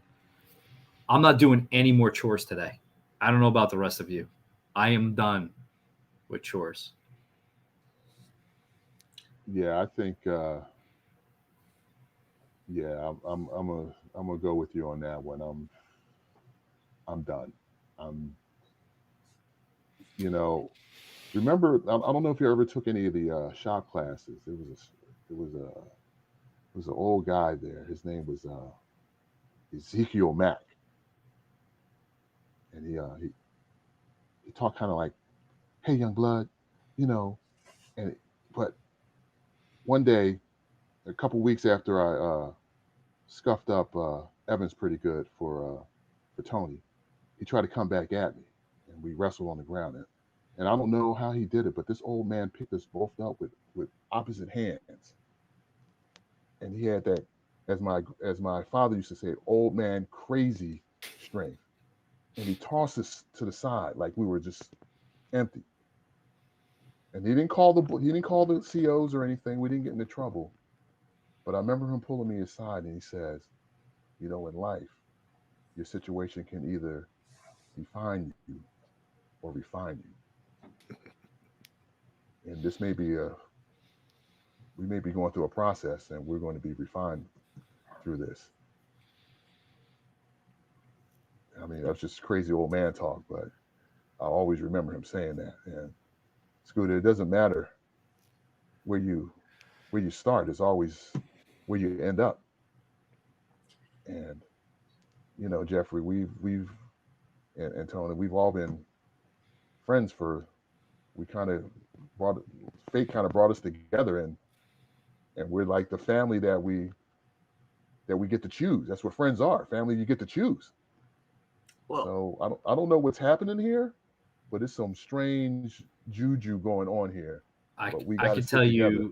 I've never wanted the bars back on my windows as much as I do right now. Have you noticed? I don't that all the even windows are care boarded about up? getting out early. Have you noticed mean, that all look- the windows are boarded up here? What are they keeping out? I That don't. humongous freaking rat. Yeah, And the big Yeah. snakes. Don't forget the big snake. There's at least one in the lake. and the six-legged raccoons. Don't eat, Tony. We're Little cool Jeffrey. again. Let's keep it. Scooter, you Well, mentioned to me that you were going to clean up. Does Yeah, that entail going back out to your gear and getting a fresh set of clothes? yeah. And on my way out, I'm grabbing a little pack of Vienna sausages. Snack time. Yeah, I think that's something that all four of you are starting to think about a little bit. Yeah. Is your stomach settle a little bit? You realize, shit, it's it's about 1 o'clock now. I haven't eaten, so I've got Scooter heading out to get a change of clothes, and it's about 1 o'clock. The other three of you start to raid the supplies a little bit. Scooter, as you walk out, you see Jenkins. Officer Jenkins, he seems to have his back to you, facing that barn. So he's a good 30, 40 yards away from you, and just seems to kind of be looking around, kind of checking things out. You see him kind of take the tip of his gun and just kind of bang the bottom corner of the barn door to see if it would budge at all. And he's kind of checking it out, and kind of zone him out a little bit and head towards your bag, get your bag. And like I mentioned, there's that forest din, that's low hum sound that just comes from the forest. And then there's another sound as you're walking towards the bag, off to your right, kind of between where the third cabin that you guys haven't even looked at yet is, and where the trail heading back up to the forest. From that dense forest, your best guess on what you hear is kind of a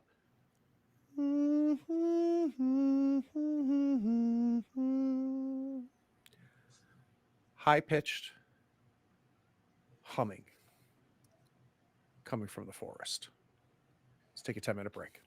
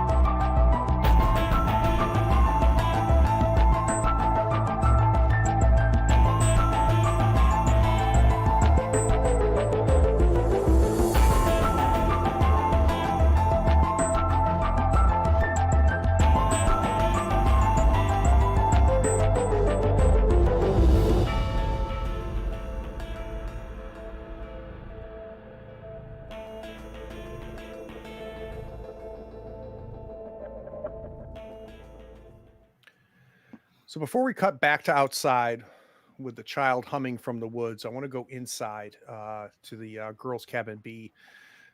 We've got Jeffrey, Jamal, and we've got Tony kind of scrapping up some food, opening up some tin cans, eating some animal crackers. But Tony, you mentioned you wanted to see if you can't help yourself a little bit. So walk me through what we're going to do.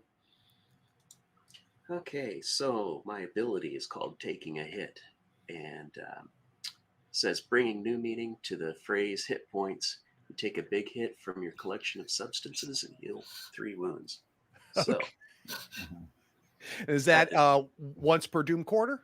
once per quarter. Okay, so yeah, so you can do it. It's good to do it now before Jamal Because I rolls don't. again. Oh, damn. For Jamal, you- everybody. Tony, how does this happen? Do you do it in front of everybody? Do you kind of disappear? What happens? I would do it in front of Scooter, but I'm not going to do it in front of the other guys. So I probably just kind of go back behind the cabin, just kind of sit down up against the cabin, lean my back up against it, and kind of in my my belt loop for my pants, there's a little slice there, and I could pull stuff out that's hidden in the band. And I have a supplier who helps me out a little bit. So I pull out some stuff. It's actually peyote. So I pull it out and put it in my little pipe and smoke it. Right. So let's go ahead and clear those wounds. That puts you back up to full strength, doesn't it? Yeah, I need it. Let's cut back outside. So Scooter, you're about halfway to your bag when you hear this. It can only be described as a child humming from the trees. And I'm imagining it takes a half second or two to realize, like, huh? Yeah, and it catches Scooter off guard to the point where he doesn't really know what to do. He actually tries to hum back the same tone or in the same manner that was hummed back. And that causes this voice to stop. And as you hum, you get to the end of what you heard, and you're mimicking it pretty well. And there's a half beat of silence, and it comes back to you again.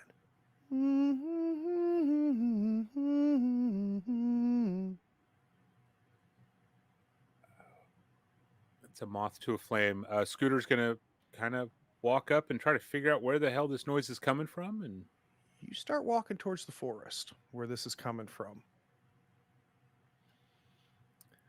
It's kind of like a right angle from where you were headed, right? So you kind of turn, you start walking. Are we kind of strolling, walking quickly? What are we doing? strolling. Yeah. You get about halfway in the courtyard. So behind you is the fire pit.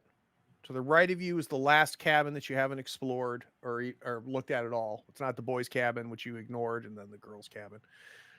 And as you're walking, the humming stops. You see a branch about 15 feet up kind of shake,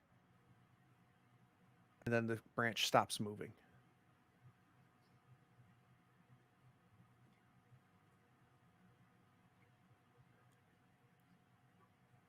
We'll take a few steps closer and see if we can see something at that branch.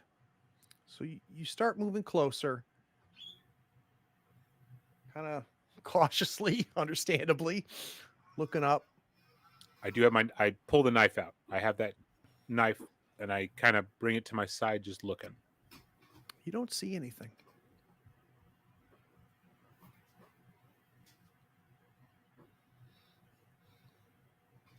Scooter just kind of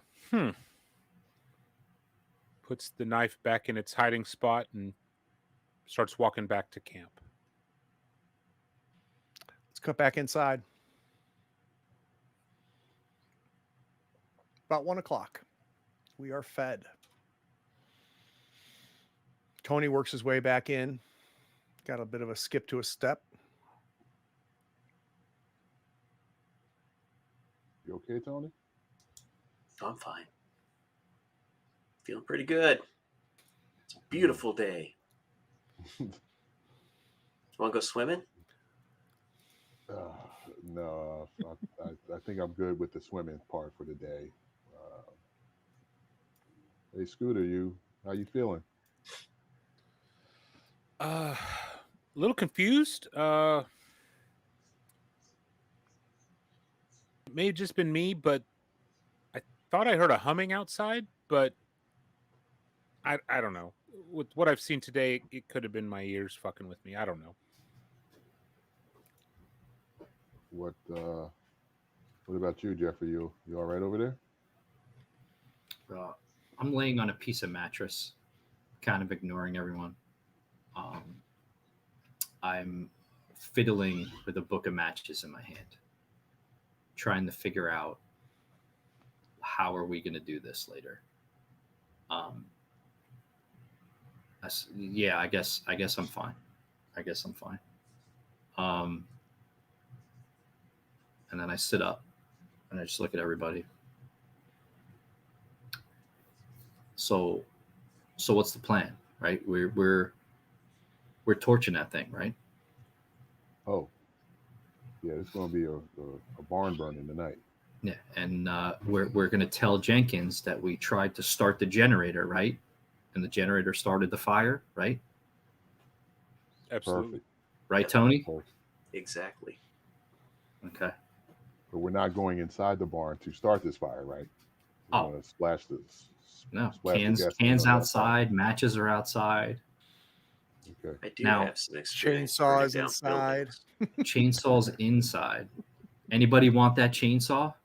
I'm pretty good. It's Okay. the risk reward is. The only other thing I have to say is, what is the deal with Jenkins?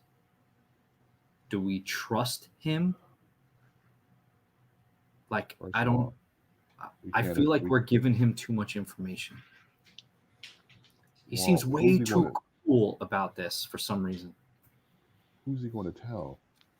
He's stuck out here with the rest of us. I think the judge is trying to get rid of him. Let's go back to the beginning. What's up with this place and the judge? Because we've obviously are not the first people out here. Well, and it could be my stoner paranoia, but we've all been in less than a year. He was in his job less than a year. So if this happened, we're not going to know anything about it.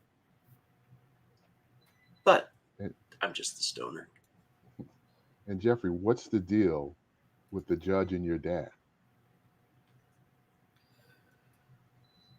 So my dad formally ran against him for city council and beat him. And it was not good for his reputation. And, he was able to recoup and, he went a different route and, became judge and everything, but he still spurned my dad for beating him in that city council election, to the point where, officers, cops would be pulling over my father for no reason, just harassing us and our family, and and nothing severe until me. Like, this is bullshit. I know you guys laugh. I didn't do it. Somebody planted those drugs in my locker. I am not a drug dealer. Jeffrey, look me in the eye. Did you do it? No, I didn't do it. I have to take drug tests for swimming, for wrestling. I couldn't risk that. That's my ticket out of here. Why would I risk that? It was planted on me, and this was a way for the judge to get back on my father, and it's bullshit.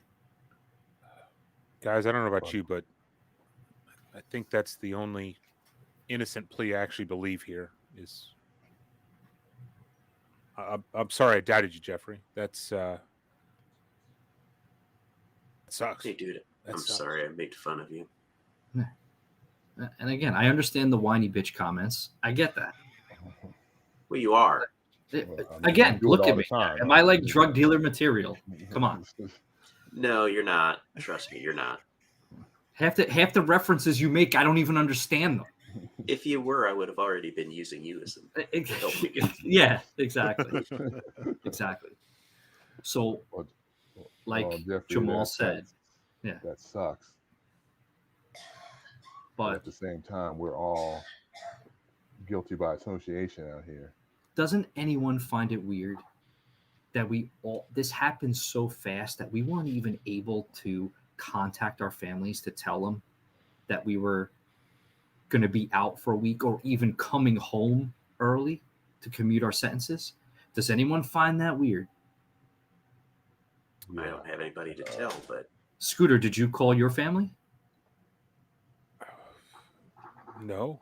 No. They don't know about this. No, nobody does. Jamal. No, and my sister writes me faithfully every week, so she's probably going to be freaking out if she doesn't hear from me. Remember how fast this happened? I didn't really think about it at the time. I think we were all way too excited that this could actually happen. And now that we're sitting here, if something happens to one of us, our families wouldn't even know where or when. And we are definitely out in the boondocks. Even if we wanted to walk away, where would we go? I don't know, man. And Ranger Rick over here, he looks like the kind of guy that would shoot you in your back. That's what I'm saying. That's what I'm saying. So I'm actually concerned Ranger Bobo. I don't even think anybody would give him ammunition for that gun. I wonder if he just thinks that he's got a fully loaded gun ready to use. You think someone would trust him with live ammunition? Well, I mean, he's been a ranger. I think the judge is just trying to get rid of him for dating his daughter. Best way to get rid of him is think he has real bullets to try to defend himself. But this, I think go ahead. We need that chainsaw. I'll go up and get it, but we got to come up with a plan. There are so many rats up there. Did you see? But didn't we kill them all? We may have killed all the small ones, but we all saw that big one hunched up on the top, right? Yeah. And I'll be more than happy looking from the outside. Adrenaline. So, Do we I mean, lure it towards Bobo and let it go after him? Do we have peanut butter? We should have peanut butter. We could put peanut butter on a big stick. I think you're going to need a little more than peanut butter. And I grab one of the cans of Spam and I throw it over at Tony. Of course, I don't think Tony that thing can't eats catch peanut anything, butter. so it bounces off of it. Listen, hey, I'll do it. I'll distract it, and y'all go grab it. Because there's one of my character flaws. All the creatures chase me. Is it really? Yeah. For the path I chosen. Yeah. So let me pull my character up. Hold on. Yeah, I think that what it is amazingly fitting. That is awesome. I think I forget what it is, but it's basically like if it can attack you, it's going to attack you. And Jamal, share with everyone your fear also. So let's do the flaw first. Oh, fear's cats. Okay. And what is the? It says, flaw? Destin, you are the chosen one, and that's not always a great deal. In combat encounters and chase scenarios, enemies will always target you unless they are distracted. That's pretty awesome. All right. Great name too, right? Chosen one. That's awesome. All right. Looks like you're going to be wearing the Spam necklace then. I'll go in with him too. You guys remember why I'm here, right? I burned down a garage and stole a bus, but I burned down a garage. I know how to burn down a barn.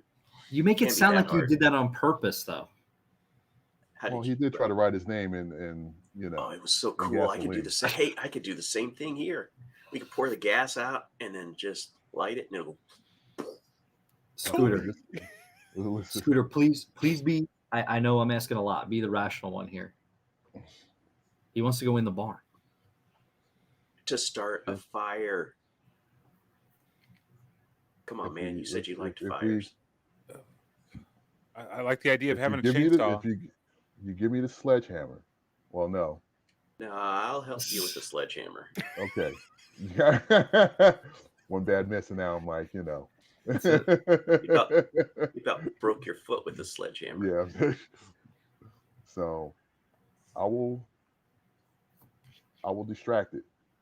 Someone go up to the loft, grab the chainsaw, and then when we get the chainsaw and we get down the ladder, start the fire. Then somebody's going to have to climb in that top window then to get to the loft. There was a window, right? There was like one board up window or old window or something. So there is right at the very end above the wood pile, boarded up Okay, there. Yeah. So if you that's going to be the way in. So guys, we know I'm going to be the best climber here. Okay. Yeah, I forgot that you climb Mount Kilimanjaro. You know, when you're 12. It's not Kilimanjaro. It was a Kilimanjaro. It was K2, and I only went half up. Okay.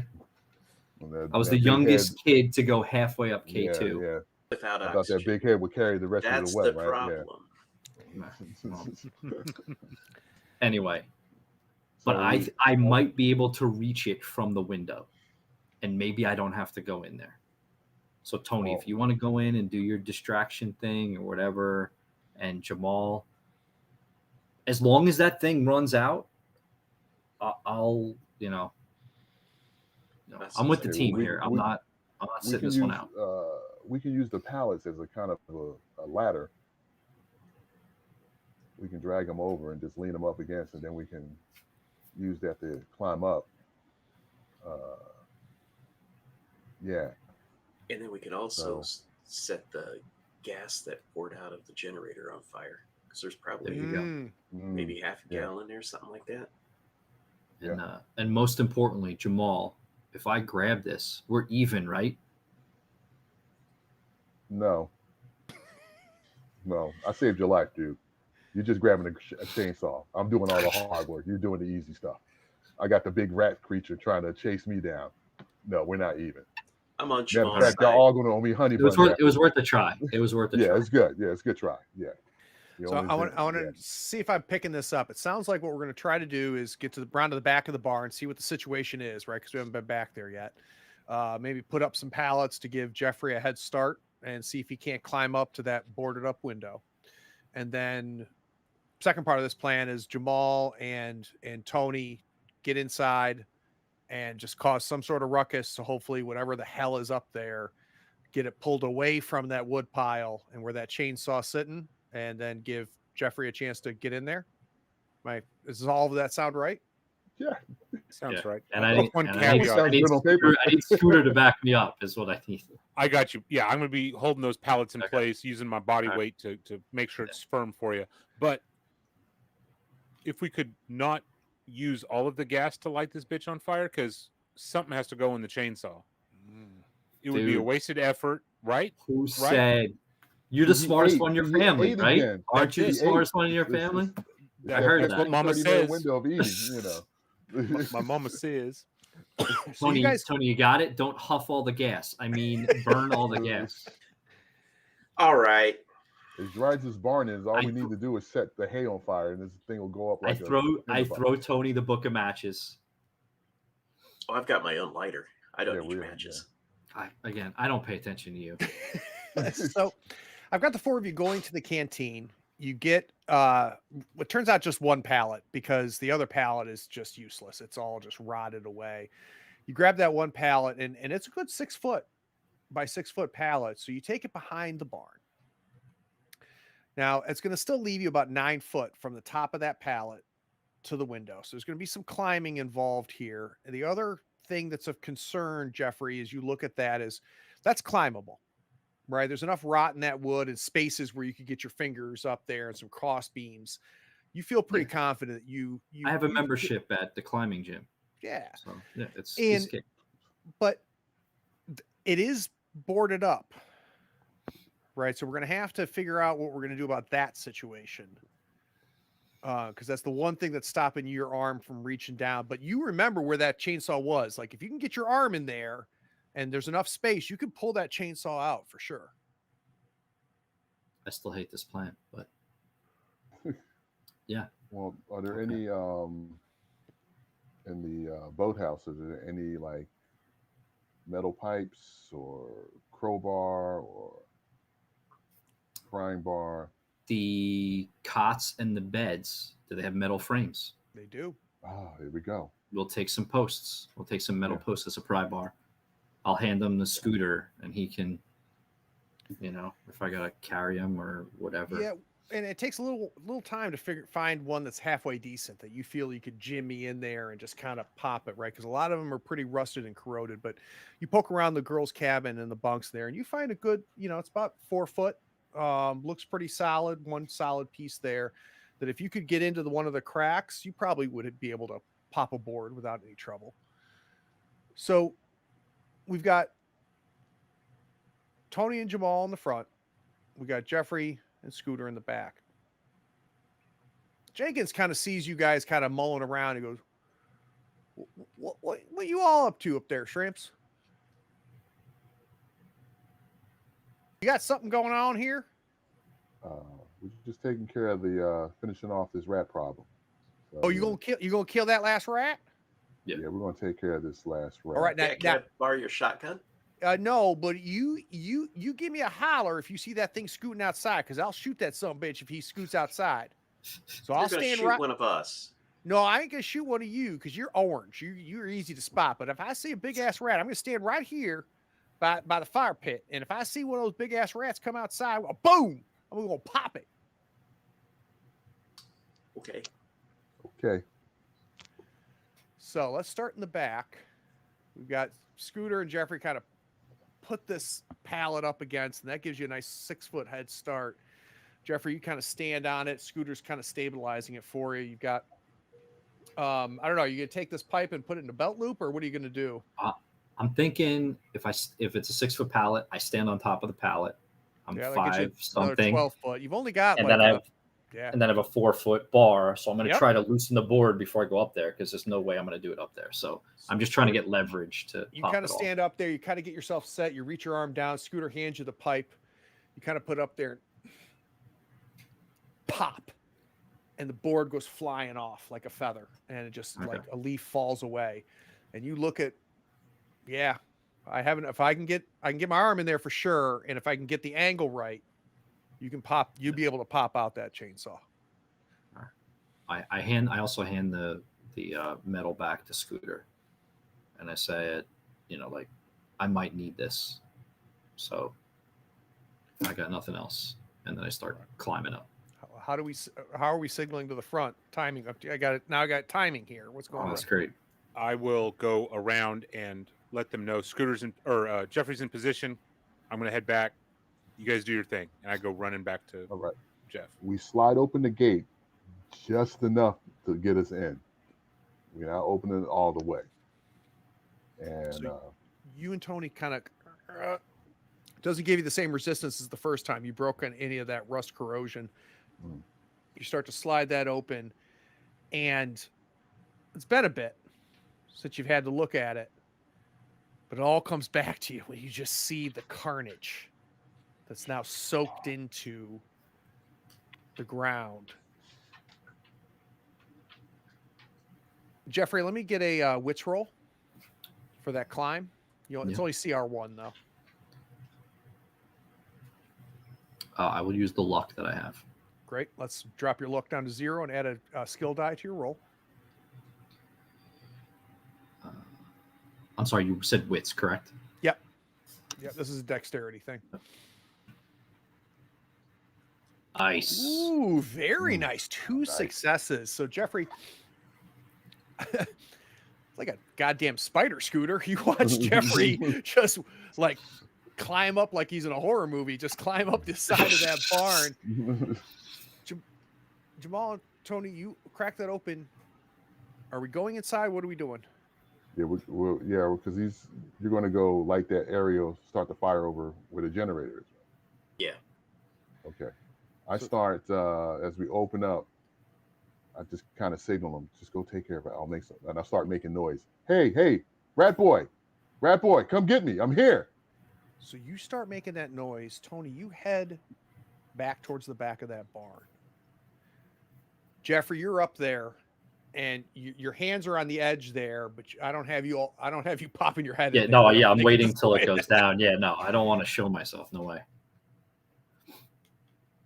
Jamal, you don't hear any reaction at first, and you start banging on the door, right, which is going to shake because it's kind of loose and it's creating a crackle, and you hear a large thing is moving up there, up in that loft. You can hear kind of the scratching, right, and you start to see a little bit of hay maybe fall off the edge a little bit.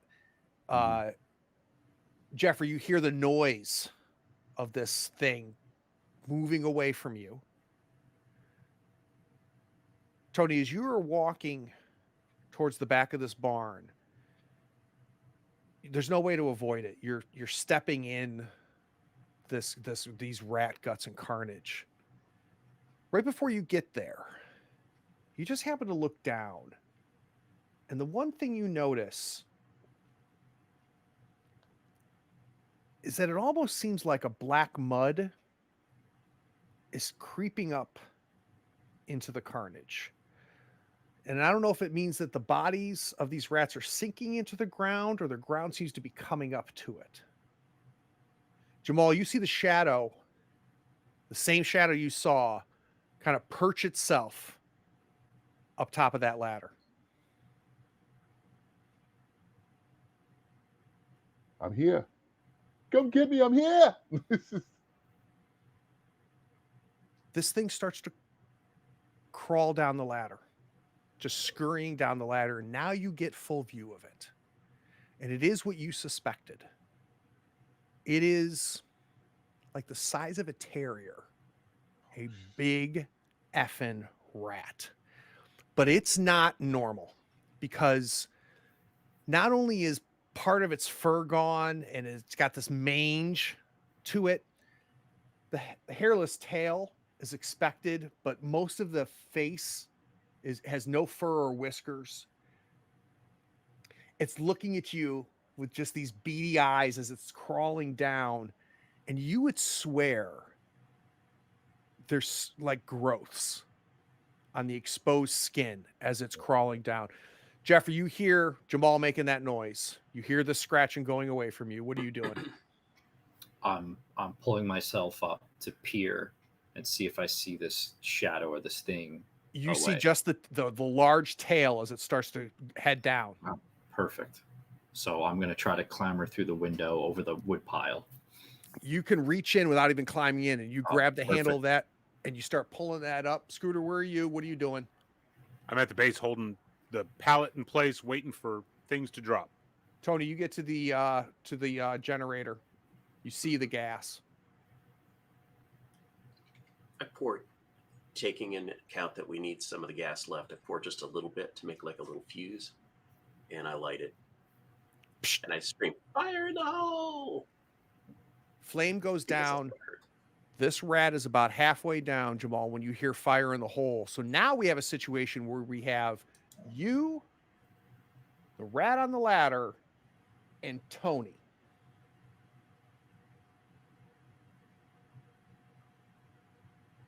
Tony, get out of there.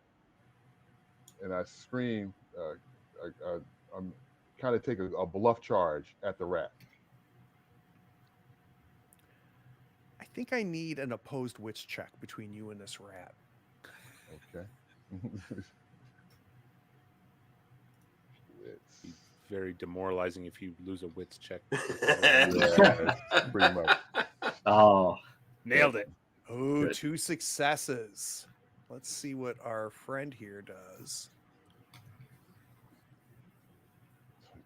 Also 2 successes. I'm going to have you break the tie. So you are going to get a move, an interact, and an attack before this thing does.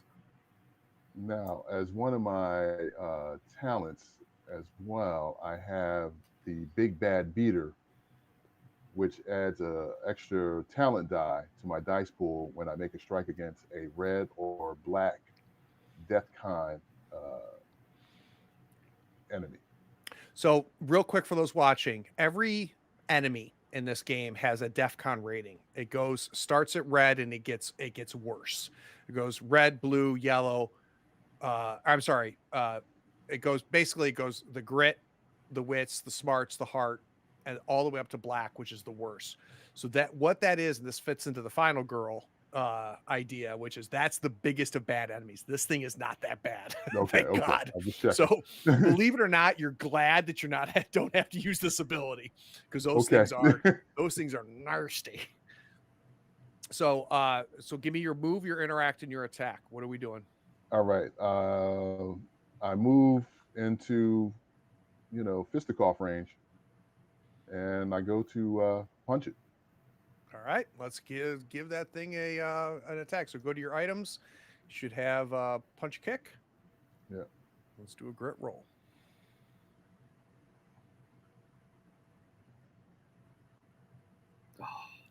One success. Thank God for that talent die. You got a star in that talent die, which is a success. Close. All right, so that is going to go ahead, and that's going to give you. Let me bring up. So that's going to give you just a punch on this thing. Now, something that I forgot during the rat encounter, which is good for you, is whenever you successfully deal damage to an enemy here, the DEFCON rating determines the degree of reaction. So there always is a potential of a reaction. So in this case, this thing is DEFCON blue.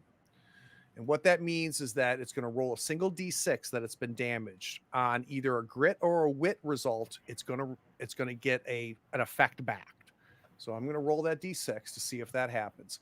And what happens is the higher the DEFCON rating, the more sides of the die that will cause a reaction, right? All right, so it got its wits.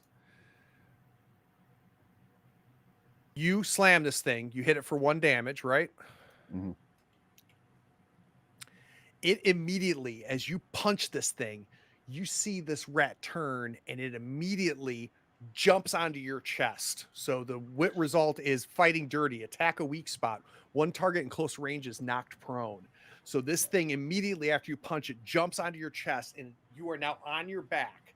And this big thing, which you can feel the weight of it on your chest, is right on top of you, and you can just see and you can just see this like cancerous distortions and these pussy things on its skin as it's on top of you. It now gets to attack you. Little helper.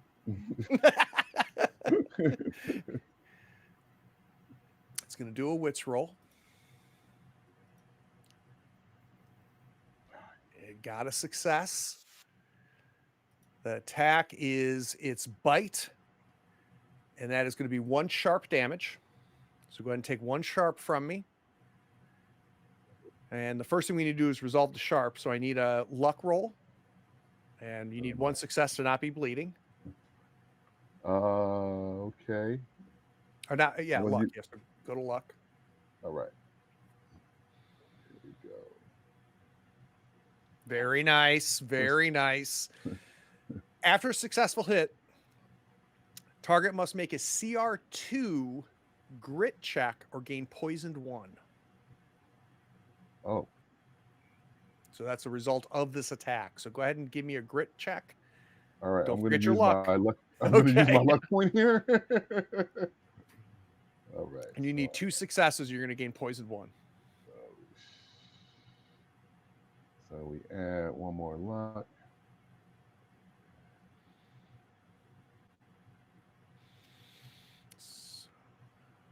That's good. Not good enough though. All right, so you're going to be poisoned 1. That's a failure. So my doom clock is going to go up 1 because you rolled a strange as part of that failure. This thing bites into you, and immediately on your arm, where you see the gnarly teeth of this thing bite into you. Your arm, you don't feel the pain. It's almost instantaneous. That a numbness, that tingle, is all you feel on your arm. Tony, what are you doing? You fire in the hole. You turn around. You start heading back towards that front door, and you see this thing on top of Jamal. Okay, so Tony's still under the effects of peyote.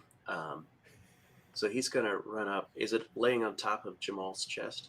It's kind of on his chest, yeah, and he's got his arm. He's protected himself, and this thing is kind of gashed onto its arm. So I'm gonna take the sledge. I'm gonna run up to him, set the gas down, take the sledge, and almost like a golf swing, because to me, I think I can do that. Okay, that's great. You Oh, drop boy. the can. That's the internet. The move gets you there. So let's go ahead and do the attack. Let's not Okay. fail this one. Yeah. Ooh, sledgehammer. I think I'm going to use a luck point. I'll give you an additional skill die. Very nice. 2 successes. So that is going to end. What is it? 6 plus the additional attack. That's going to give you another damage. So it's 7 damage. You knock this thing off of Jamal. So you golf swing this thing, boom, with a sledgehammer. We hear, and we see the skin tear off of his arm into its mouth. He takes a little piece of Jamal with him, and it goes flying across the room. Jamal, you're on your back right now. I'm trying to remember. This is going to be yours. So we're back to the top. So you get a move and interact and an attack. Is This thing is the not dead. is it still on fire? We got a fire going here? Oh yeah, there's a There's fire fire in the back of this room. barn. All right. I'm gonna grab the gas can and tell Tony to get out, and then I'm gonna run out right behind him.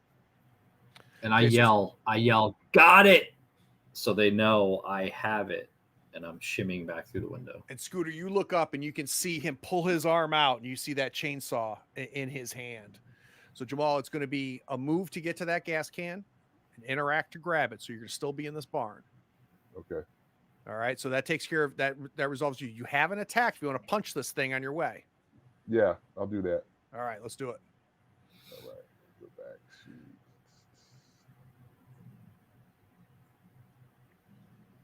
Come on, dice. Work with me. Very Nice. 3 successes because of the talent die. Very Yeah. nice. That's another 3 damage, which is exactly how many hit points it had left. So Jamal, you get up on this thing. This thing's kind of on its back, and it's kind of shimmying to get back up on all 4s. And before you head for that gas can, you turn, and I don't know if you punch or kick it, but you kill it. So walk me through it. Oh, I straight give him my devastating 2-piece hook. Catch him right on his jaw. You know, it breaks his jaw. And I said, that's why they call me 2-piece. Now get a biscuit. You grab that gas can. The 2 of you make it out. That the fire starts burning. Jeffrey, you drop that because you're not going to climb down with it. You No. drop down that. Scooter, you catch the chainsaw.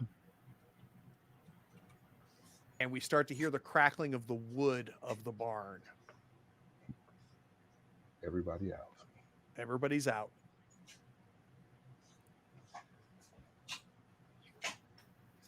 I am shouting and going nuts and high-fiving and slapping Jamal because that was the coolest thing I've ever seen. My arm. So I don't know if he fades into the background and then just shows up, but you hear the voice again. He goes, "That smoke? What you shrimps doing? You ain't supposed to burn down no barn." I don't smell anything. Now there's smoke up there. I can see it coming off the roof. Oh, It must be that generator. That Yeah, we generator. told you that.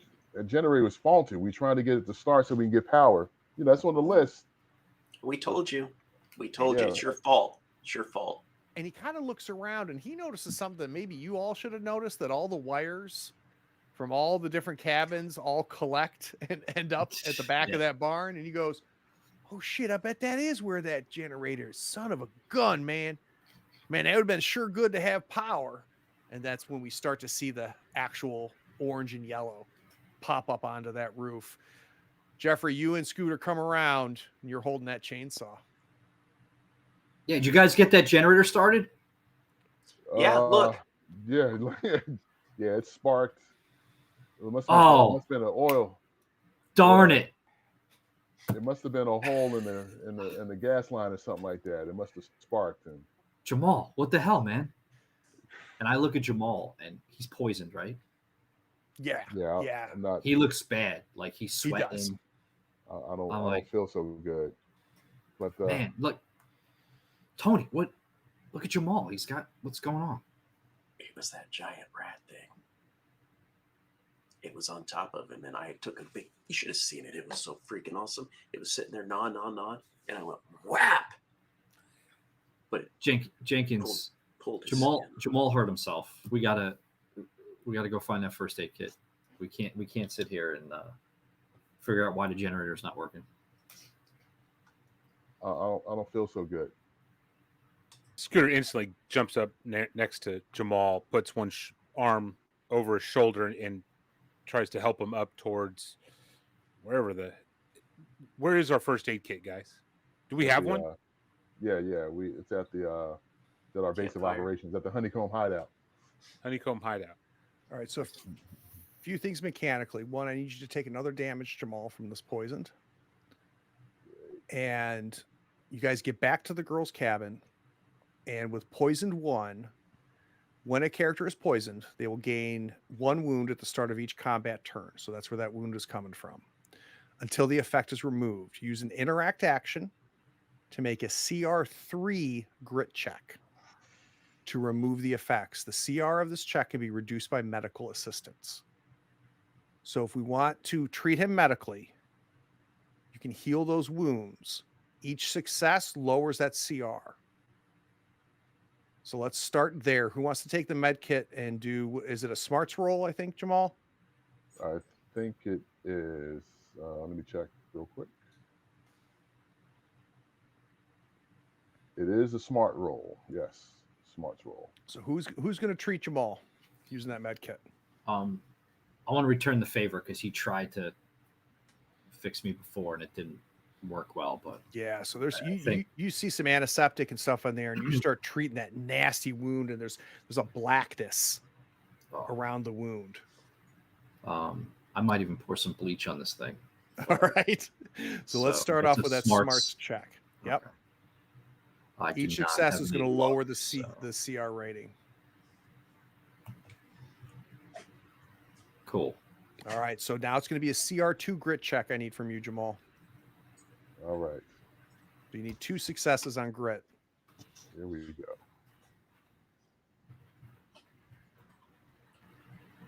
Oh, so close. So slowly you're going to start continuing down in a little bit. We'll say in about an hour, we're going to be able to treat it again. So I'll let you know when we need to take a wound off. So Okay. you're able to stop the bleeding. Now he still does heal 1. So you go ahead and heal 1 wound. All right. So can I see the black veins? I'm assuming I can because I'm standing there watching this. Oh, all. yeah. Does it look similar to the mud I saw? I don't think you associate them together. No. Okay. No. Okay. I'm You all gonna right, go in, man? Nah, I don't feel, my arm is tingling and it's numb. I'm gonna go. Yeah, Well, I'm gonna go lay down. I'm just gotta go. I gotta go lay down. Jeffrey, keep your mouth shut. Hey, man, I've got something to help. It'll help you sleep and ease some of the pain. I don't say anything. Dude, I wouldn't share with you unless I thought you needed something, man.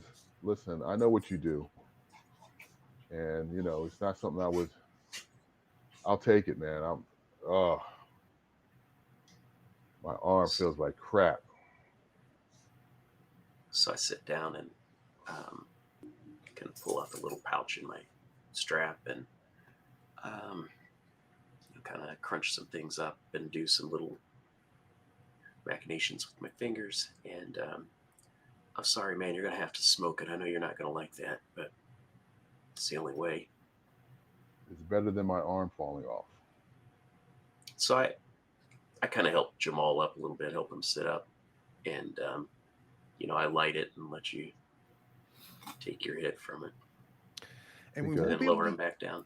yeah, and we're not going to be able to use your straight up ability here, right? 'Cause you're No, still in the same Dugal no. quarter. But I'm willing to do a smarts roll. If you can get 2 successes on the smarts roll, I'm going to cure the poison. Oh, okay. You want to spend any luck? Yes, I do. I'll spend my last piece of luck. Come on, Jamal. Give me a CR2 success here, Tony. And it was smarts. Yep. And add the skill die.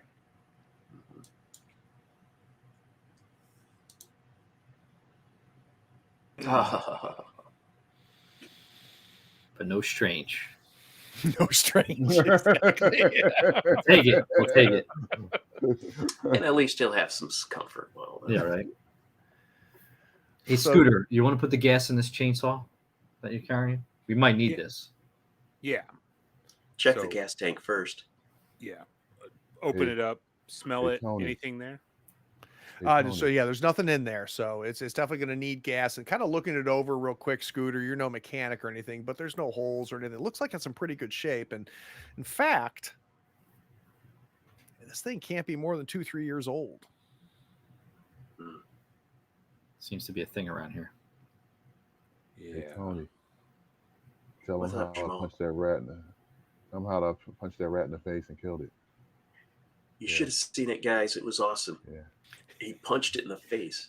Yeah, he looks I'm just awesome. going to lean up against his cot and just, you guys can do whatever. I'm just going to hang out with Jamal for a little bit. I've got I hope- chainsaw in one hand, gas can in the other, and I go, "You punched a rat in the face? He That's killed it. freaking awesome!" Tony, I hope the chainsaw's worth it. Look at Jamal, man. I hope it's worth it. Anything. Glug, glug, glug, glug, glug. Yeah. So Scooter, you yank this thing once. And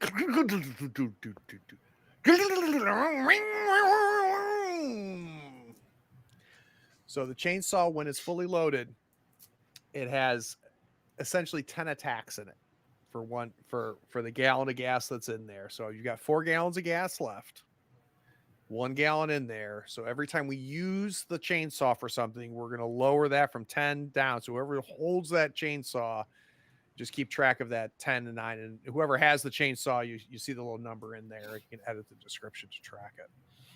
So yeah, you shut it right off, Scooter, obviously, as soon as you realize that this thing works. I shut it down after I accidentally almost hit Jeffrey with it, and it hits the side of the, because I'm playing around with it, and I stop and I go, "This is not for me, guys."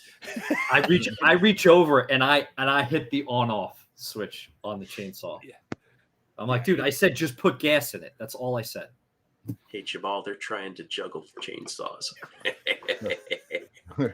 These guys, I love you. I Yeah, love I love you guys. I love you Listen. too, man. Jamal's I high as see. hell. Jamal, Listen, do you remember the listen. time? You remember the time we went and stole the keys from the nurse's office? Went out at midnight out to the yard. Oh yeah, that was. Yeah, That was fun. we're out in the yard, Just for hanging out. just looking at the Almost stars. felt like we weren't in there, didn't it? Just for a moment. Just for a moment.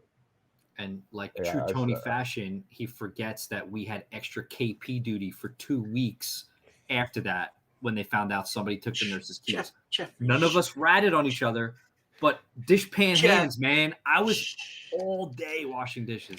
Don't kill Jamal's buzz, man. Come on. Jeffrey, stop being a tool. Godly. Just once. We listen. Tony. Yeah. Yo, this is some good shit, man. What, Oh, I know. I only Jeffrey, get the best. Jeffrey.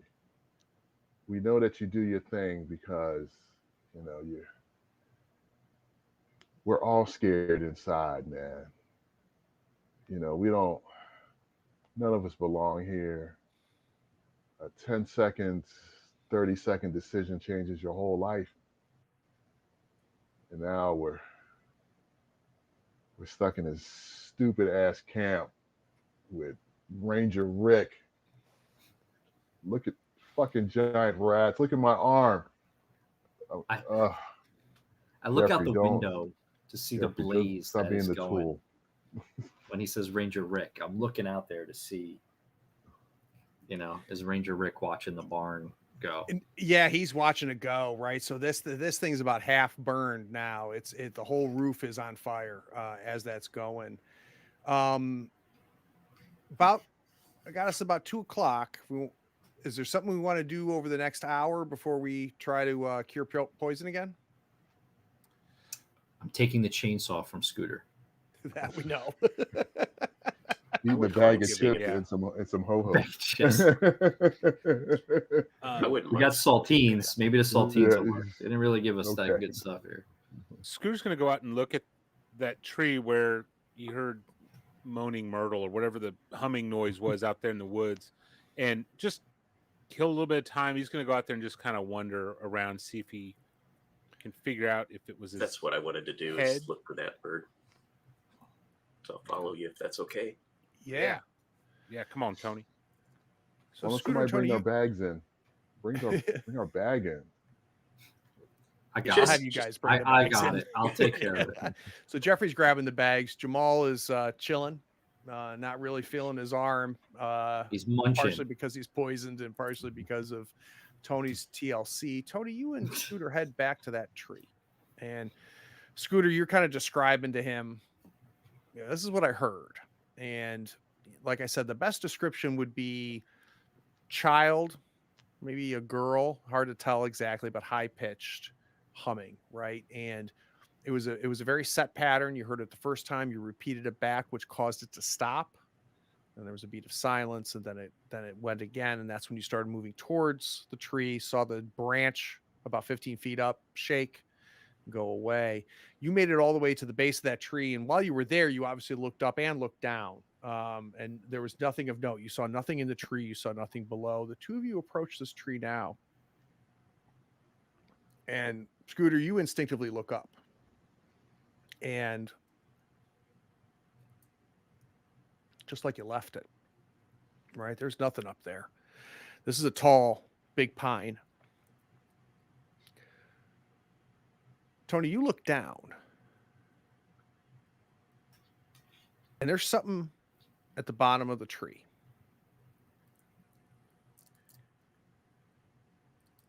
And it's something that if Scooter was here an hour ago, he would have noticed. And you see it and you kind of look and maybe get down on one knee.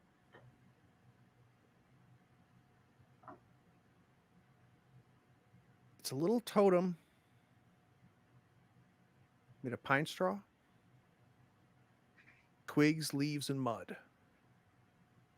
But it's different than the ones that you found, that Scooter found in the kids' cabin. For two reasons. One, mud has been packed around the midsection of this totem. So it has a lot more bulk to it.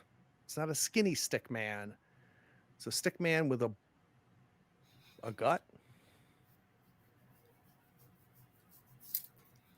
And there's a cut from cloth orange shirt on it. Who's going to say it? Let's roll the credits. Let's roll Let's credits. roll We'll be back.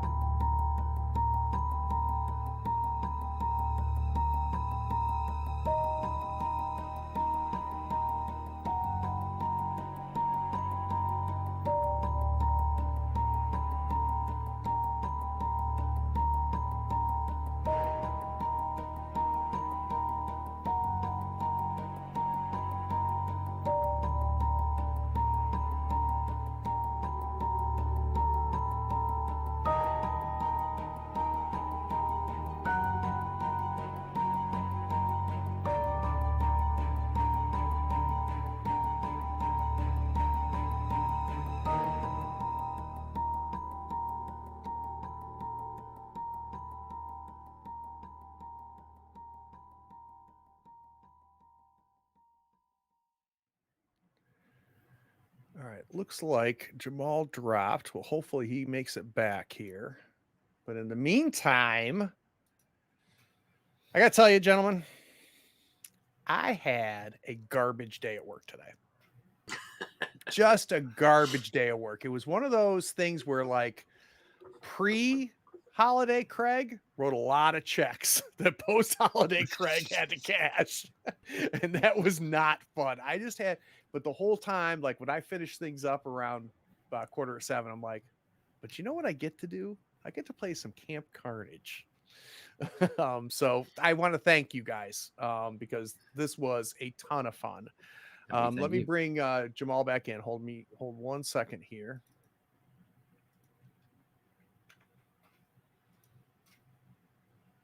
All right. I think we have you back, Jamal. You can see everybody. Everybody can see Jamal. I see. There him. we go. All right. Troy. See him on stream. We're good. All right. Who wants to start with thoughts, stars, and wishes? Who's first? I'm last. I guess I'll start since I rolled the most minutes on the Doom clock today. MVP for me. That was amazing, though. Wasn't that amazing? Like grit is your I rolled thing. 5 right? dice. I rolled 5 dice. About for time. grit. It's one thing you can't blame on Jeremy. About time. Oh, that was a moment, man. Like all of us are like, did he Jeffries. just do? And then we saw the 5 strange in the window. We're like, yeah, that's what he just did. And grit is my thing. Oh, so that sounds like it was a big moment. Do you have a different star, or was that the star moment for you? No, that was the star moment for me, if you want to call it. It was kind of a falling star, but it's okay. You know. It was definitely a big moment. And as we go through stars and wishes here with the cast, I would love for those watching live, I'd love to hear stars and wishes in the chat. So if each of you that are watching, if you feel it, I'd love to know what was the star moment for you and then what you're wishing for. So let's talk about you, Troy, though. So that's your star. What are you wishing for? Well, I'm wishing to be unpoisoned. That's fair. wishing my arm doesn't fall off. I'm just I'm really interested in what Scooter's powers are now. You know, seeing the that Super Saiyan moment, so to speak, and he powered up, and just the energy blew up all those rats, saved our lives because we were about ready to get party wiped. I have a feeling. But yeah, I'm definitely interested in that, and I'm just interested to see what happens when we level up and see what new traits we can get.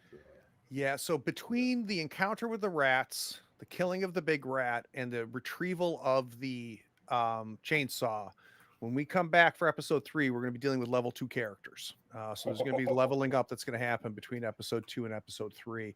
And we'll talk about the mechanics of that at the very beginning. They'll make their decisions here during the break in between. Real quick, we've got from Nihilist Phoenix, star moment was the party interaction this week. Very, very nice. And Roanoke says, first time seeing any Shiver play. Gonna have to buy the book this weekend. Guess who got Craig? I can tell you, Kyle, it's a slick system. And having run it offline and now running it online, I'm going to be running it for the locals here in Raleigh in 2 weeks. We're going to start a Gothic Shiver game. So they have the core book, and then they have a Gothic book, which is it's not its own game. It's a supplement. It allows you to run kind of your Universal Monsters, Monster Hunters, classic Gothic type horror. It's a phenomenal book. I think it won an Emmy for the art in it. By the way, if you listen to Tabletop Talk, I've already got an interview booked with the artist. So I can't wait to talk to Ben because I love his art style. But yeah, so I would recommend, if you're spending the money, you want to save on shipping, I'd buy the core book, and I would definitely look at the Gothic book because I think both are definitely worth it. And then Kyle also says, I think the cast really made the system really shine. I couldn't agree more. All right. Next up, I'll go clockwise as I'm seeing things. So talk to me, Nick. Stars and wishes. Or comments first, and then stars and wishes. Comments. I got my wish. It came through this week about escalating things and seeing action, and we're ticking up the doom clock. We are so close. I'm looking for opportunities to spend. Like, how do I get some of these? Use some abilities to tick that clock, because I want to see what happens at the 3 o'clock. Yeah. But stars, Troy just killing it like usual. But what his standout moments were met with these unique moments that Lou and Kevin did the same thing about these just little quick in character jabs and reactions that were just amazing, that lined up with their character, and it was great to see and be part of. I loved every minute of this episode. So there were so many star moments. I can't really pinpoint it to one specific because they just were all great. Wishes. I want to know who made that little doll of Scoot. And I partially wish that Bobo dies, but that's me as a character or as a player. Like, I don't want to murder him, but I think it'd be kind of funny to see him murdered because he's a dick. But I'm loving every bit of this. I'm eating every angle of this game up, and the cast and what you're putting in front of us, Craig. Thank you so much. This has been awesome. This is so Yeah. All right, going clockwise. Lou, comments, stars, and wishes. I mean, I'm sure Nick would want me to say that my star is the hug between Jeffrey and Scooter. I mean, that was a real hug. That was a legit hug. But my star is actually Scooter saving Jeffrey's ass. Like Troy said, all those things coming at me, the way you described it, I had some lucky rolls, thank goodness. Even when I was down there and they're still on me, I'm like, I don't know what I'm going to do. And so I was glad he nailed that roll. Yeah, and I think what was neat about that for me, Lou, was with the descriptions and the way Nick invoked the thing, it changed the feel of the game. Like now there was a new element introduced to the game. And I think what's neat about it is not only does it mechanically enter something new here, but our relationship with Scooter is now not the same. And I really loved the way Nick role played that and described that. So I'm with you 100% on that. And partially to go with that is we tasted the danger. Like we all, if that didn't happen, like Troy said, like that was real. And I'm like, crap. Yeah, so we lucked out. That was luck. Wishes. I in game took the chainsaw away, but also selfishly for Lou took the chainsaw away because I need something to tear into with this chainsaw. I cannot wait to Evil Dead this. I don't care if it's my final moment, but there is going to be blood splatter somewhere. So that is my wish. To use the chainsaw on something that's not a cord of wood. No. Officer Bobo, go after him. I don't think we have murder in our hearts. No, we don't. I think we're too cool for that. We are. Brian says in chat, it's Chekhov's chainsaw. well said. All right, last but never least, Kevin, comments, stars, and wishes. Well, comments. I don't think I've played with a new group like this that we're all just kind of playing off each other. I mean, it's amazing. It surprises me. So much fun. It is hilarious, and it is a lot of fun. Stars, it's a lot of things that happened in the rat fight. First of all, it's hilarious that it was rats, because when you're starting off with a level 0 character in a fantasy game, you always fight a rat or a kobold. So, or goblins. Yeah, we were worried about, do we have any rat traps or rat poison? That was gonna work. Tony peeking his head up and seeing all the rats and then kind of going back down there. Yeah, that was Yeah, That was awesome. that was killer right there. I was like, oh, So the whole rat thing was hilarious. I loved the whole fight. Tony's reaction felt very cinematic to me. Like that Mhm. is like I could see it like I'm watching the movie. The head pop up and the fuck no. And Jeffrey was legitimately pissed at him and mad, Yeah. but yeah.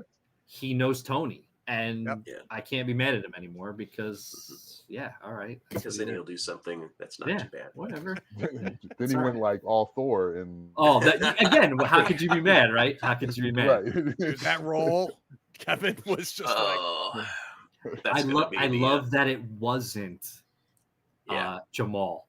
It Right. was Yeah. supposed to be Jamal, yep. yeah. and it wasn't. And it was like, no, Jamal, give me the hammer. It's the I'll show weakest you how person to in the use it. group. Yeah, I love it. It That was great. fantastic. Absolutely Uh, fantastic. So, wishes. I want to, something's going on with totems, right? Maybe that's what it seems like to me. I'm ready for the monsters to start coming. We're equipped. We're kind of tight as a group now. We pulled off one caper and burned down a barn. I'm ready to get on with the monsters. And the more we play, the less I trust Ranger Rick, Yeah. because there's something up with him. What do you I think it might be? I don't know. He either knows more. I think he knows more than what he's letting on.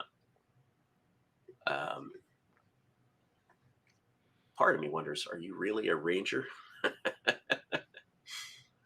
So, Interesting. but anyway, no, I. Go ahead. Yeah, I was just saying my stars and wishes very quick. Stars are super easy, which is I believed all 4 characters. And that's when I'm at my happiest when I'm playing at a table. When I'm playing an RPG and I believe the characters that I feel like everybody's playing as character in character.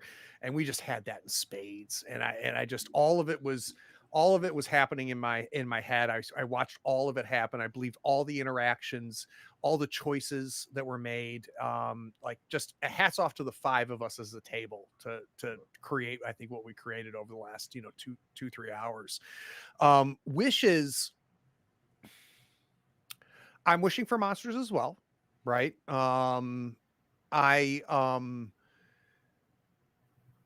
noose is going to start to tighten. We had some downtime here, and just by the genre, I'm looking forward to more pressure, and I think that's just inevitable. I am much like Nick and very curious to see what happens when that doom clock goes to quarter past. I was telling them during the I think it was during the break we were discussing it. Like I love this doom clock mechanic because it's the person who designed the scenario. I have set events that happen at quarter after, half past, quarter of, and then at midnight, and it's kind of neat because you have to design those to have flexibility because we don't know what will be happening after the 15 minutes are ticked off. So you need events that can happen outside of what the actions are and where we are in the scenario. So I'm very curious about that as well. I have a giveaway. So Parable Games, both brothers that make up Parable Games, sent over a little gift package to me, which was a GM screen, a director screen, and a set of their dice. So for those of you that are watching, the first person who sends an email to admin@thirdfloorwars.com and puts into the subject line, I want the dice, put that in the subject line for me, and then put your address in the body of it, and I will send that off to you. So that big thanks to the Menzies brothers over there at Parable Games. It was very kind of them to send over that GM screen and the dice. And for those of you watching, this is I'm telling you right now, like I called it. I called it even before I played it, how great this game is. And it's just, I'm having a ton of fun. Can't wait to run the Gothic version of this game with the locals because it's going to be mechanically the same, but I already know it's going to have a completely different look and feel to what we're doing here. And I could, I'm doing this in kind of that folk horror slasher type style. You can do any type of horror. Like the other thing I'll plug real quick is their Patreon, the Shiver Patreon. Man, it's left and right. They give me new monsters, new toys, and new scenarios. I downloaded, like, as soon as I joined the Patreon, I downloaded like 17 different scenarios. So you definitely want to check out the search for Shiver on Patreon. If this game interests you, the Patreon is amazing on that. We've got another one scheduled. So if you want to find out when we're going to play again, just follow Third Floor Wars on any of the socials. We'll be there. Gents, thanks for making this a good day for me. Awesome. Yeah. All right. Thanks, Hey, guys. for those So of you much fun. watching, appreciate you watching. Take care.